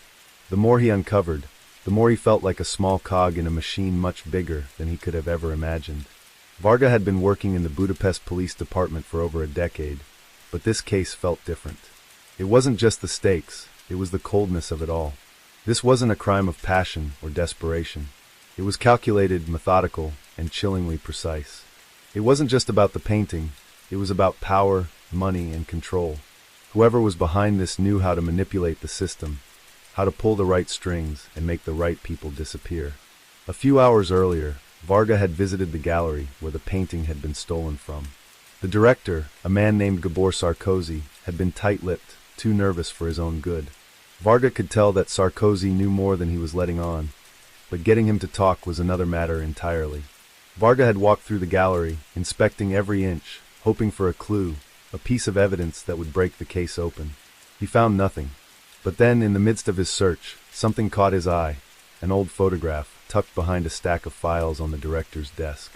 It was a black and white image of a group of men standing in front of the very gallery where the painting had been stolen.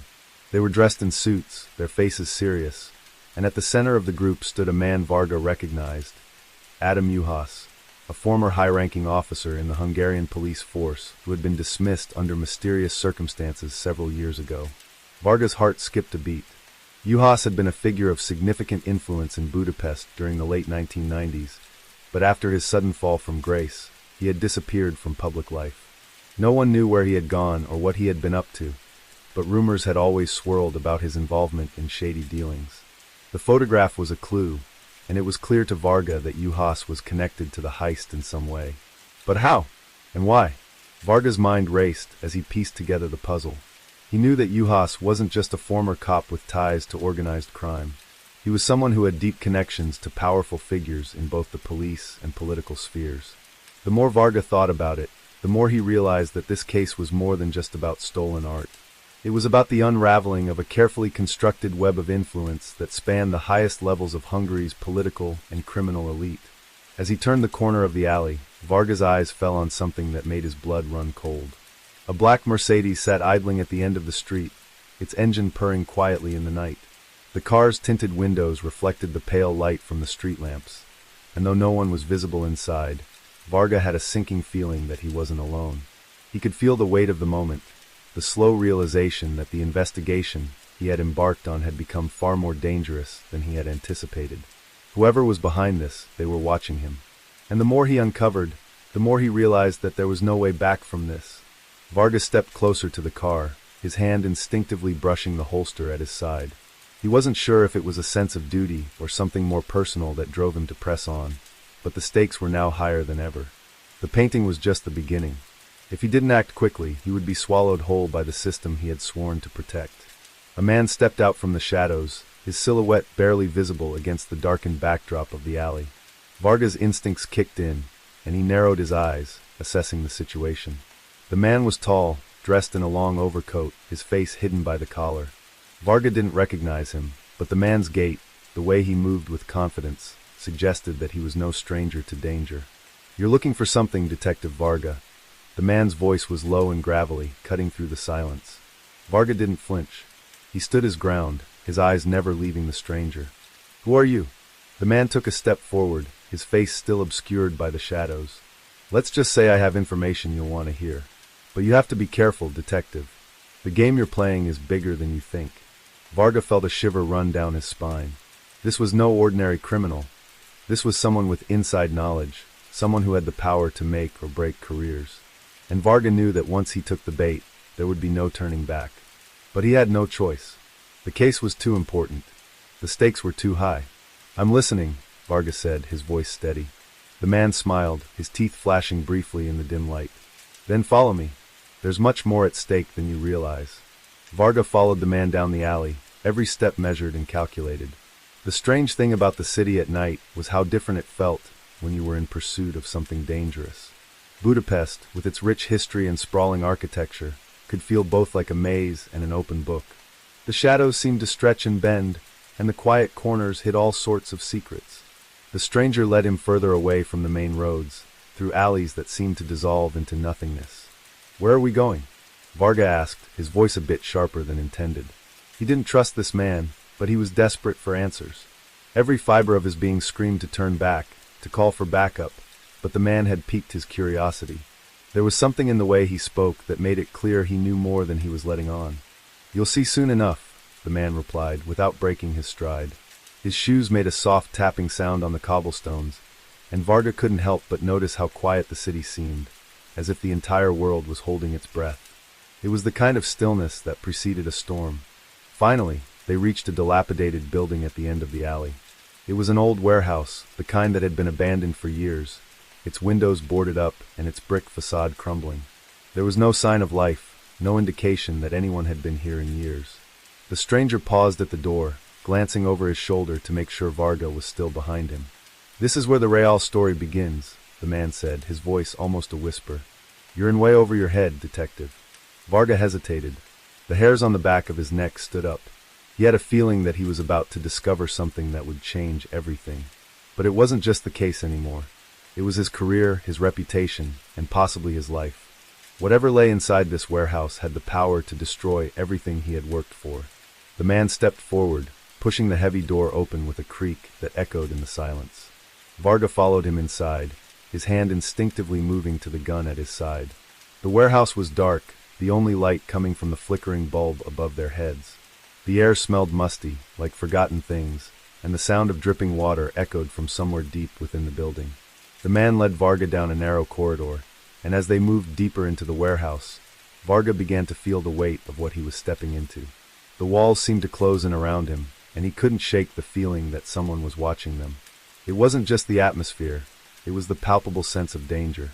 They stopped in front of a large metal door at the end of the hall. The stranger didn't hesitate as he unlocked it, revealing a small room inside. The space was cluttered with old furniture, boxes, and papers strewn about, but it was what lay in the center of the room that caught Varga's attention. A large wooden crate, bound with heavy ropes, sat in the middle, as though it were waiting to be opened. Varga's pulse quickened. He stepped closer, his eyes scanning the room for any sign of danger. The man motioned for him to approach the crate. "This is what you've been looking for," he said quietly. Varga couldn't help but wonder what the crate contained. He had a feeling it was more than just a piece of stolen art. He approached cautiously, eyeing the stranger. "What's inside?" The man smiled, but it wasn't a friendly smile. It was one that seemed to carry a secret, a weight of knowledge that Varga couldn't quite comprehend. "Go ahead," the man urged. "Open it." Reluctantly, Varga reached for the ropes, his hands trembling slightly. He had come this far, and there was no turning back now. The crate creaked as he undid the bindings, and with a final tug, the lid came off. The contents of the crate were covered by a thick layer of cloth, but as Varga pulled it away, his heart skipped a beat. Inside the crate was not just a painting. It was a collection of documents, thick stacks of papers, some of them yellowed with age, others crisp and new. Varga's eyes narrowed as he began to sift through them, the weight of their significance becoming clear. These weren't just any papers. They were records, financial statements, police reports, and correspondence between people Varga recognized. High-ranking officials, politicians, and figures tied to organized crime syndicates across Europe. This was bigger than anything he had imagined. This was a trail that led to the heart of the corruption that had plagued Budapest and beyond. Varga's mind raced as he sifted through the pages. Names he recognized, events that had been hidden from the public eye, deals that had been made under the table, all laid out in black and white. This was the key to unraveling the conspiracy, to exposing the powerful men and women who had been pulling the strings behind the scenes. It was the truth he had been searching for, but it came with a price. "You see now," the stranger said, his voice low and steady. "This is just the tip of the iceberg. These papers are a map to everything you've been investigating. But you won't be able to take them without paying the price. There are people who will stop at nothing to protect what's in here." Varga stood frozen, the papers heavy in his hands. He realized with a sinking feeling that he was already in too deep. The more he knew, the more dangerous the game became. He couldn't back out now, but he also knew that once he exposed the truth, there would be no turning back. "Who else knows about this?" Varga asked, his voice barely a whisper. The man stepped closer, his face still obscured by shadows. "You're the only one left, detective. The question is, how far are you willing to go?" Let's jump to next story. Story 8. The streets of Budapest were alive with the hum of the late-night crowd. Neon lights flickered from old cafes and bars, illuminating the dark, cobblestone streets that twisted through the city like veins. Zoltan Barna walked through the heart of the city, his coat collar turned up against the chill of the autumn air. He had been a detective for over 15 years, but tonight, something felt different. The familiar rhythm of the city seemed to shift with every step he took, as if it were holding its breath, waiting for something to happen. And Zoltan knew that something was coming. The case he was working on had taken a dark turn. It wasn't the usual thefts or petty crimes he was used to dealing with. This was something deeper, something more dangerous. The disappearance of a prominent businessman, Laszlo Kovacs, had sent ripples through the quiet underworld of Budapest. Kovacs was no ordinary man. His connections stretched into every corner of Hungarian society, from politicians to criminals, and even members of the media. Zoltan had been investigating Kovacs's ties to various shady deals, and the more he uncovered, the more it seemed like the businessman had been involved in something far more sinister than anyone had imagined. As Zoltan turned a corner, his phone buzzed in his pocket, snapping him out of his thoughts. He pulled it out and saw the name Thomas on the screen. Thomas Farkas was his partner, a younger officer who had been working with him on the Kovacs case. "What's up?" Zoltan answered, keeping his voice low. "We've got a lead," Thomas replied, his voice urgent. "I think we've found something. It's about Kovacs." Zoltan's pulse quickened. "Where?" "A warehouse. It's on the outskirts of the city, near the old docks. I'm sending you the coordinates now." Without hesitation, Zoltan began walking faster, his mind racing. This could be the breakthrough they needed. He hadn't expected to find anything so soon, but if there was a connection to Kovacs, they couldn't afford to wait. He typed the coordinates into his phone's GPS and followed the directions as he weaved through the streets of Budapest. The city's lights grew dimmer as he approached the industrial district, and the air felt heavier. It wasn't the bustling, vibrant city center. It was a part of Budapest that most people forgot, a place where crime and secrets festered in the shadows. When Zoltan finally arrived at the warehouse, the area was eerily quiet. The building loomed ahead, its windows dark and broken, the faded paint on its walls peeling like old skin. There were no cars in sight, no signs of life, only the occasional rustling of the wind. It was the kind of place where no one would think to look, yet it held the answers to everything he had been searching for. He parked his car a few blocks away, stepping out into the cold night. The streets here were empty, the only sound the crunch of his boots on the gravel. As he approached the warehouse, he saw Thomas standing by the entrance, his figure outlined by the dim light of a nearby street lamp. His face was pale, his eyes wide with anticipation. "This is it," Thomas said quietly as Zoltan walked up to him. "We didn't expect to find anything, but there's something inside." Zoltan nodded, his instincts telling him that this was a moment of reckoning. Whatever they found inside would change everything. The two of them crept inside, the heavy door creaking as Zoltan pushed it open. The air inside was musty, filled with the scent of mold and rust. The silence was thick, oppressive. As Zoltan's eyes adjusted to the dim light, he noticed rows of old crates and machinery, all covered in dust. Nothing out of the ordinary, but something was off. He could feel it in the air, the weight of it, the anticipation of something about to unfold. "Where is it?" Zoltan asked in a whisper. Thomas led him deeper into the warehouse, through narrow aisles of old equipment, until they reached a small room at the back. Inside, on the floor, was a large crate. It was unmarked, its wood scratched and worn. But what caught Zoltan's attention was the fresh paint on the side, bright red, almost too vivid against the aged wood. The paint had been applied hastily, as though someone had tried to cover something up. Zoltan knelt down beside the crate, inspecting it carefully. The smell of fresh paint mixed with something metallic, like blood, hung in the air. He could feel the hairs on the back of his neck stand on end. There was no doubt in his mind that this was connected to Kovacs.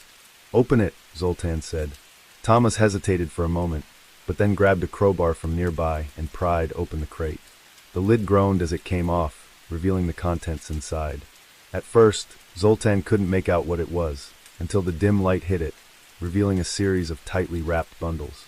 His heart skipped a beat as he recognized the familiar shape of stacks of money, neatly arranged and bound with rubber bands. But it wasn't just money. There were papers too, documents that looked official, stamped with logos Zoltan didn't immediately recognize. Zoltan's fingers trembled as he pulled one of the documents out. His eyes scanned the text quickly, and his breath caught in his throat. These weren't just ordinary documents. They were contracts, ones that outlined deals involving Kovacs, but also names of powerful figures across Europe. Politicians, business magnates, people who could make or break entire countries. "This is it," Zoltan said, his voice low, barely above a whisper. "This is what Kovacs was really involved in." Thomas's face paled as he looked at the documents. This isn't just about Kovacs, is it? This is bigger than him. Zoltan nodded slowly. The realization was beginning to sink in.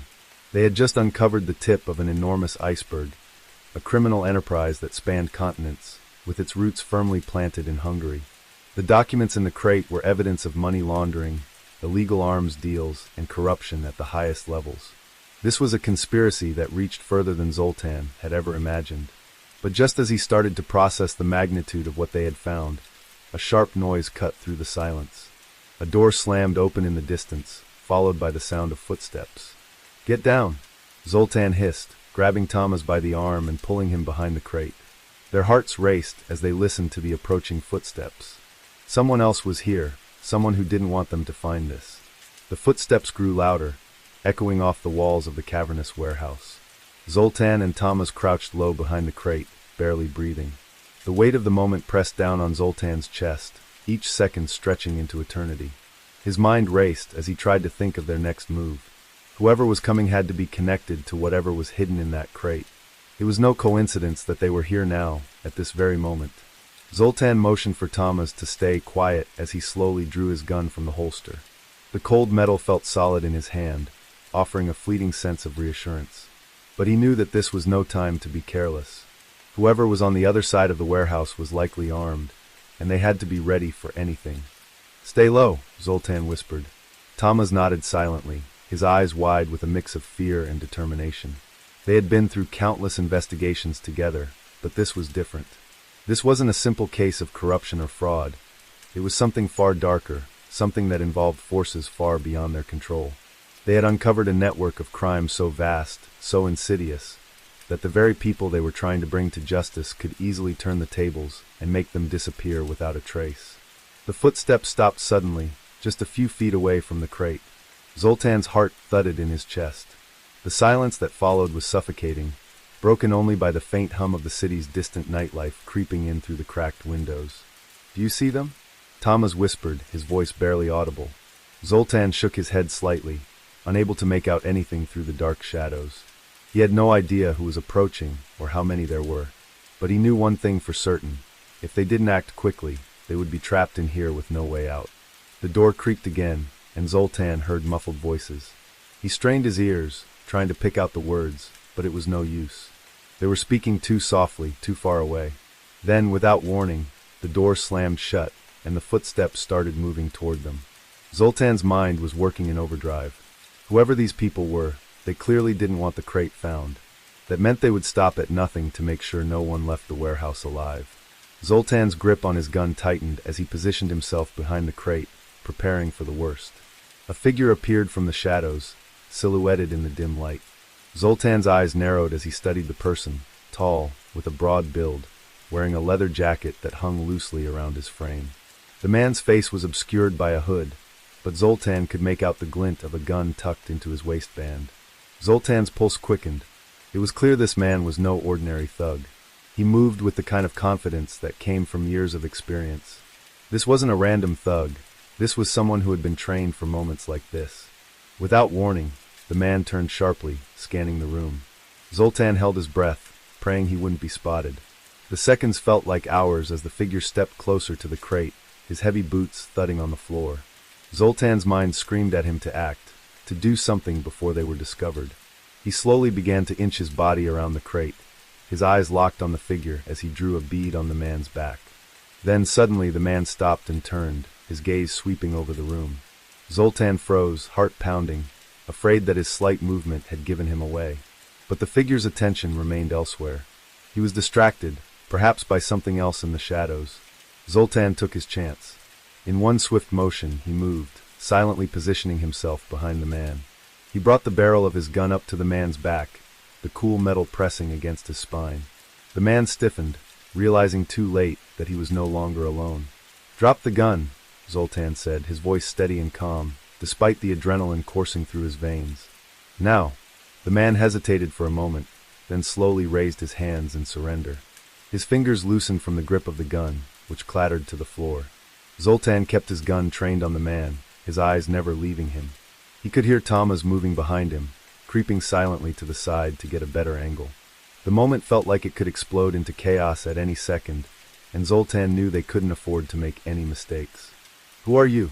Zoltan demanded, his voice cold and authoritative. "What's going on here?" The man didn't answer at first, his chest rising and falling in shallow breaths. He was trying to remain calm, but Zoltan could see the tension in his muscles. This wasn't a man who surrendered easily. "You don't know what you're dealing with." The man finally spoke, his voice gravelly and low. "You've gone too far. They'll never let you walk out of here." Zoltan raised an eyebrow. "Who's they? And what's so important about this warehouse?" The man sneered, shaking his head. "You'll find out soon enough. But you won't like it." At that moment, a voice called out from across the room, sharp and commanding. "Move now." Zoltan's head snapped toward the voice, his grip tightening on his gun. Another figure emerged from the shadows, this one smaller, faster, wearing a black suit. The man raised a gun and aimed it directly at Zoltan. "Let him go," the new figure said, his voice laced with menace. Zoltan's mind raced. They were surrounded, and now they were facing two armed men. But Zoltan wasn't ready to back down. He had no idea who these people were, but one thing was clear. They had to know something about Kovacs. This wasn't just about money or power, it was about survival. "Make your move," Zoltan said, his voice calm despite the danger. "But you better be prepared for the consequences." Let's jump to next story. Story 9. The beginning of the end. The city of Budapest was shrouded in a thick mist that evening, the kind that made even the most familiar streets feel foreign. In the heart of the city, the skyline gleamed with the golden hues of the setting sun reflecting off the Danube River. Beneath the city's elegance, however, darkness was stirring. On the edge of the industrial district, a hidden world of crime, corruption, and betrayal was taking shape. Inspector Adam Kovacs, known for his sharp instincts and tenacity, had been investigating a string of robberies that had rattled the city. The targets had been high-profile: international businesses, banks, and even a few government officials. But the police had little to go on, no leads, no suspects, no clues. Kovacs was starting to feel the pressure. His superiors were growing impatient, and his informants were starting to drop off one by one. This case was slipping through his fingers, and he knew that something bigger was at play. That evening, as Kovacs sat in his dimly lit office, he couldn't shake the feeling that he was being watched. It wasn't paranoia, it was something more tangible. The walls of the police station had ears, and Kovacs had long ago learned to trust his instincts. The robberies were just the surface. He was certain that something deeper was hiding beneath the seemingly random heists. As he pored over the files, a name kept resurfacing: Victor Farkas. A notorious figure in the underground criminal world, Farkas had managed to slip through the fingers of the police for years. He was a ghost, always staying one step ahead, never leaving a trace. Kovacs was convinced that Farkas was behind the recent wave of crimes. His gut told him that the robberies were a cover for something much more sinister. But Farkas wasn't just a criminal, he was a network. His reach extended into every corner of the city. Politicians, businessmen, and law enforcement officers were all in his pocket. Kovacs had to be careful. If he was going to take down Farkas, he would have to outsmart him at his own game. A knock on the door pulled Kovacs from his thoughts. "Come in," he called out, his voice steady. The door opened, and his partner, Laszlo Horvath, stepped inside. Laszlo was the kind of officer who followed the rules to the letter. He was by the book, reliable but also cautious. While Kovacs was impulsive and driven, Laszlo was calculated. They made a good team, but Kovacs knew that this case would push them both to their limits. "You look like you haven't slept in days," Laszlo said, glancing at the stacks of paperwork on Kovacs' desk. "I haven't," Kovacs replied, his gaze focused on the files before him. "We're missing something, Laszlo. I can feel it. Farkas is behind all of this. We just need to find the connection." Laszlo nodded, but looked skeptical. "And how do you suggest we do that? The man is untouchable. He's got his fingers in too many pies." "I know, but there's always a crack in the armor, Laszlo. We just need to find it," Kovacs said, a determined edge to his voice. The two men spent the next few hours discussing leads, analyzing patterns, and tracking Farkas' known associates. The deeper they dug, the more they realized how vast and intricate the web of corruption had become. It wasn't just about money, it was about power. And in Budapest, power was everything. As the night wore on, Kovacs' mind kept returning to one thought. Someone inside the police force was feeding information to Farkas. The only question was who. At midnight, Kovacs and Laszlo decided to pay a visit to an old contact, an informant who went by the name of Miklos. Miklos had been a small-time criminal before flipping to the other side, offering information in exchange for protection. He was a weasel, but he knew the streets of Budapest better than anyone. If anyone had a lead on Farkas, it was Miklos. The two men drove through the quiet streets of Budapest, heading toward the district where Miklos lived. The city had a different feel at night, quieter, more menacing. As they reached Miklos' apartment building, Kovacs felt a familiar knot of tension tighten in his chest. He knew that they were getting closer to the truth, but with each step, the danger grew. They entered the building and made their way up the narrow stairwell, the flickering lights casting eerie shadows on the walls. As they reached Miklos' door, Kovacs paused, listening for any movement inside. He knocked sharply. A muffled voice responded from within. "Who is it?" "It's Kovacs," the inspector called. "Open up." There was a long pause before the door creaked open, revealing Miklos' disheveled figure. His eyes darted nervously as he looked at the two men standing before him. Miklos was always on edge, as if he expected someone to come crashing through his door at any moment. "What do you want?" Miklos asked, his voice shaky. "We need to talk," Kovacs replied, stepping inside. "About Victor Farkas." Miklos' eyes widened, and he quickly shut the door behind them. "I've told you everything I know about him," he said, his voice low. "Not everything, Miklos," Laszlo chimed in.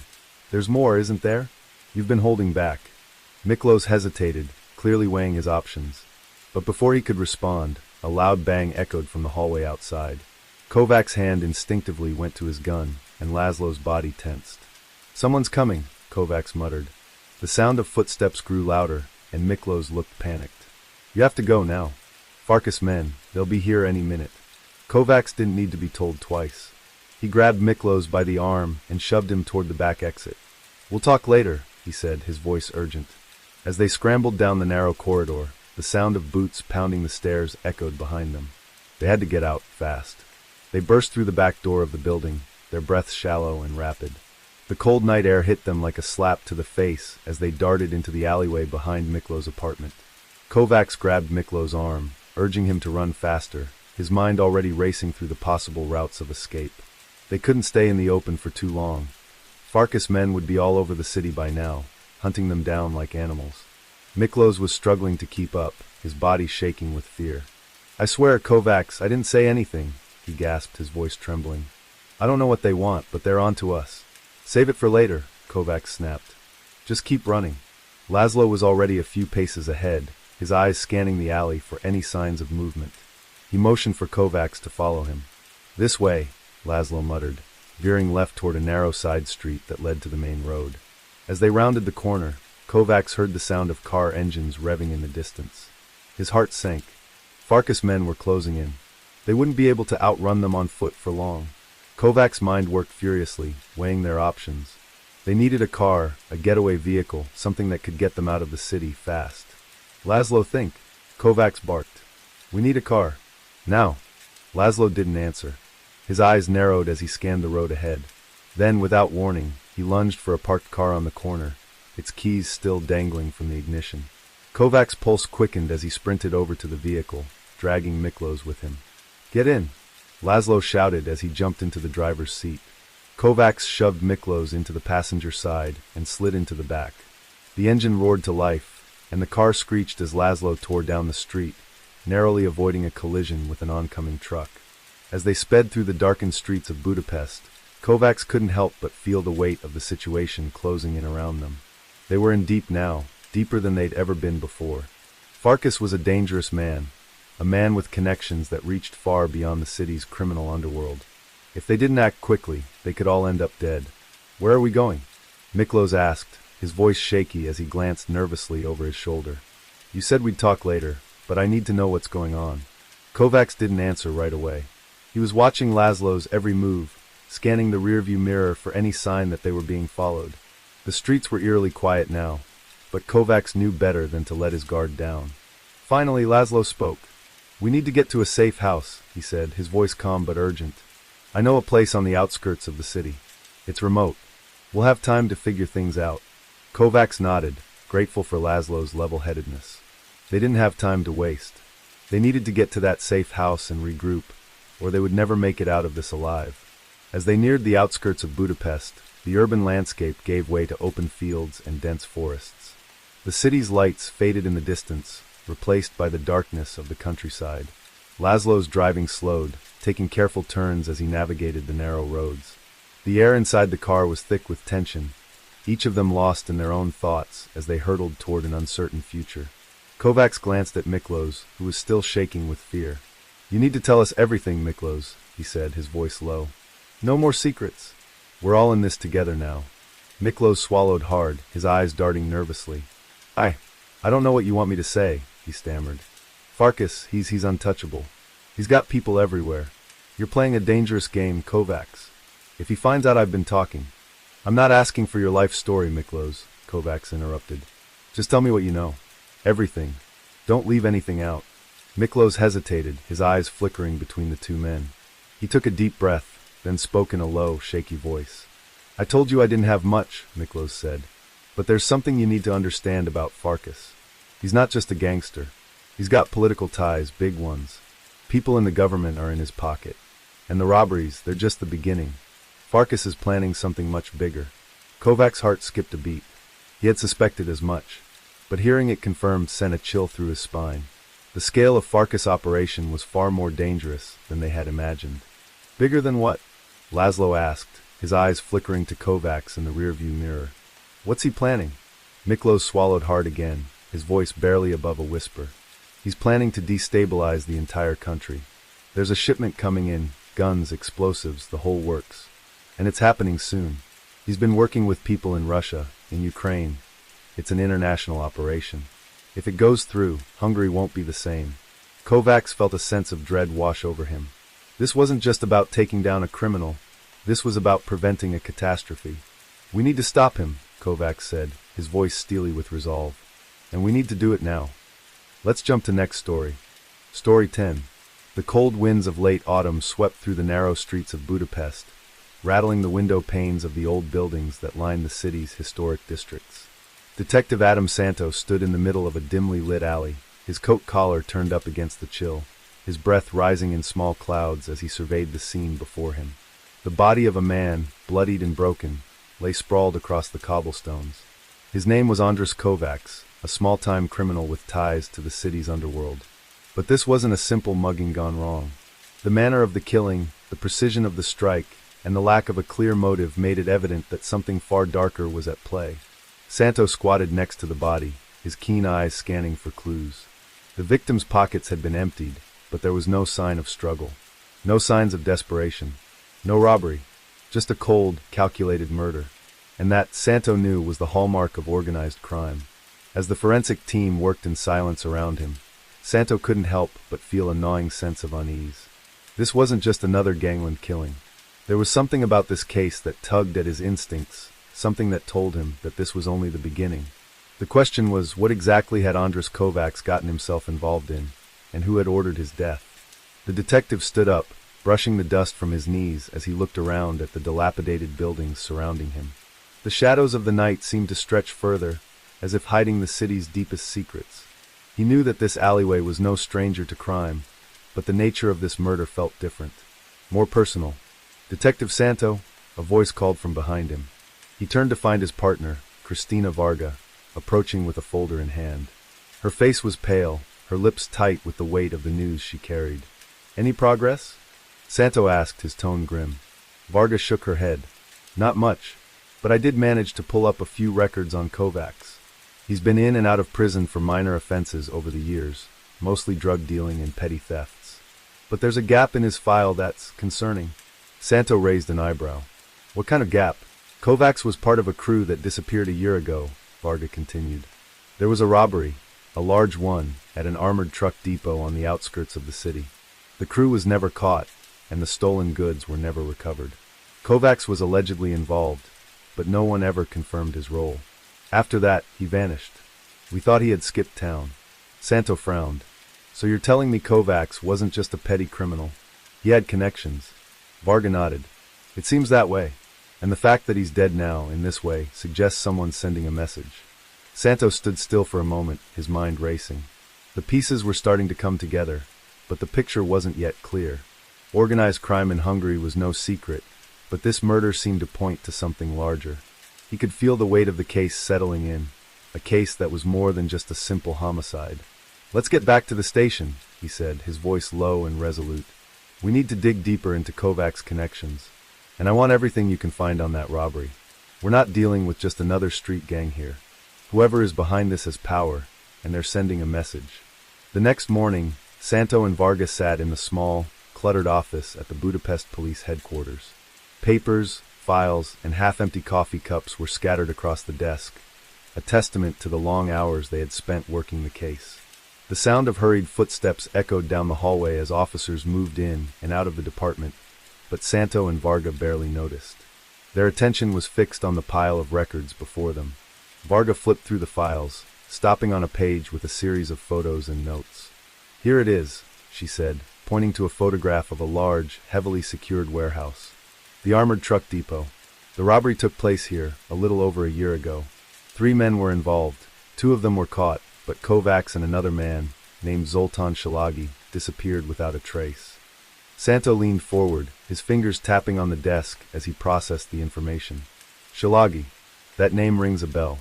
He's connected to the Karastes organization, isn't he?" Varga nodded. "Exactly. The Karastes clan is one of the most powerful criminal syndicates in Hungary. They've been involved in everything from drug trafficking to money laundering. Shalagi was a key player in their operations." Santo's eyes narrowed. So Kovacs wasn't just a small-time crook after all. He was running with the big boys. Varga continued. "After the robbery, the Karastes clan went quiet for a while. But there were rumors that they were planning something much bigger. Smuggling operations, arms deals, maybe even a new drug shipment from the Balkans. But nothing ever surfaced. And now, with Kovacs dead, it could mean the Karastes are making their move again." Santo leaned back in his chair, rubbing his chin thoughtfully. The pieces were beginning to fall into place. Kovacs had been a part of something much bigger than anyone had initially realized. A criminal organization with far-reaching influence and dangerous ambitions. And someone had clearly decided that Kovacs knew too much to be allowed to live. "Get me a list of all known associates of the Karastes clan," Santo ordered. "And I want a full background check on Zoltan Shalagi. We need to figure out where he's hiding." Varga nodded and quickly began typing at her computer. As she worked, Santo's mind raced. Whoever had ordered Kovac's death was sending a clear message, and it was a message that would have serious repercussions for the entire city. But what did it mean for him? What role did he play in all of this? Santo stared out the window, watching the early morning light filter through the gray clouds above the city. Budapest was a city full of secrets, a city where the line between law and criminality was often blurred. He had seen it all before, bribery, corruption, and violence, but this time it felt different. This time, he could sense that the stakes were higher than ever. And as he turned back to the papers in front of him, Santo knew that the clock was ticking. Whoever was behind Kovac's murder wasn't going to stop. And the only way to stop them was to find the truth before it was buried forever.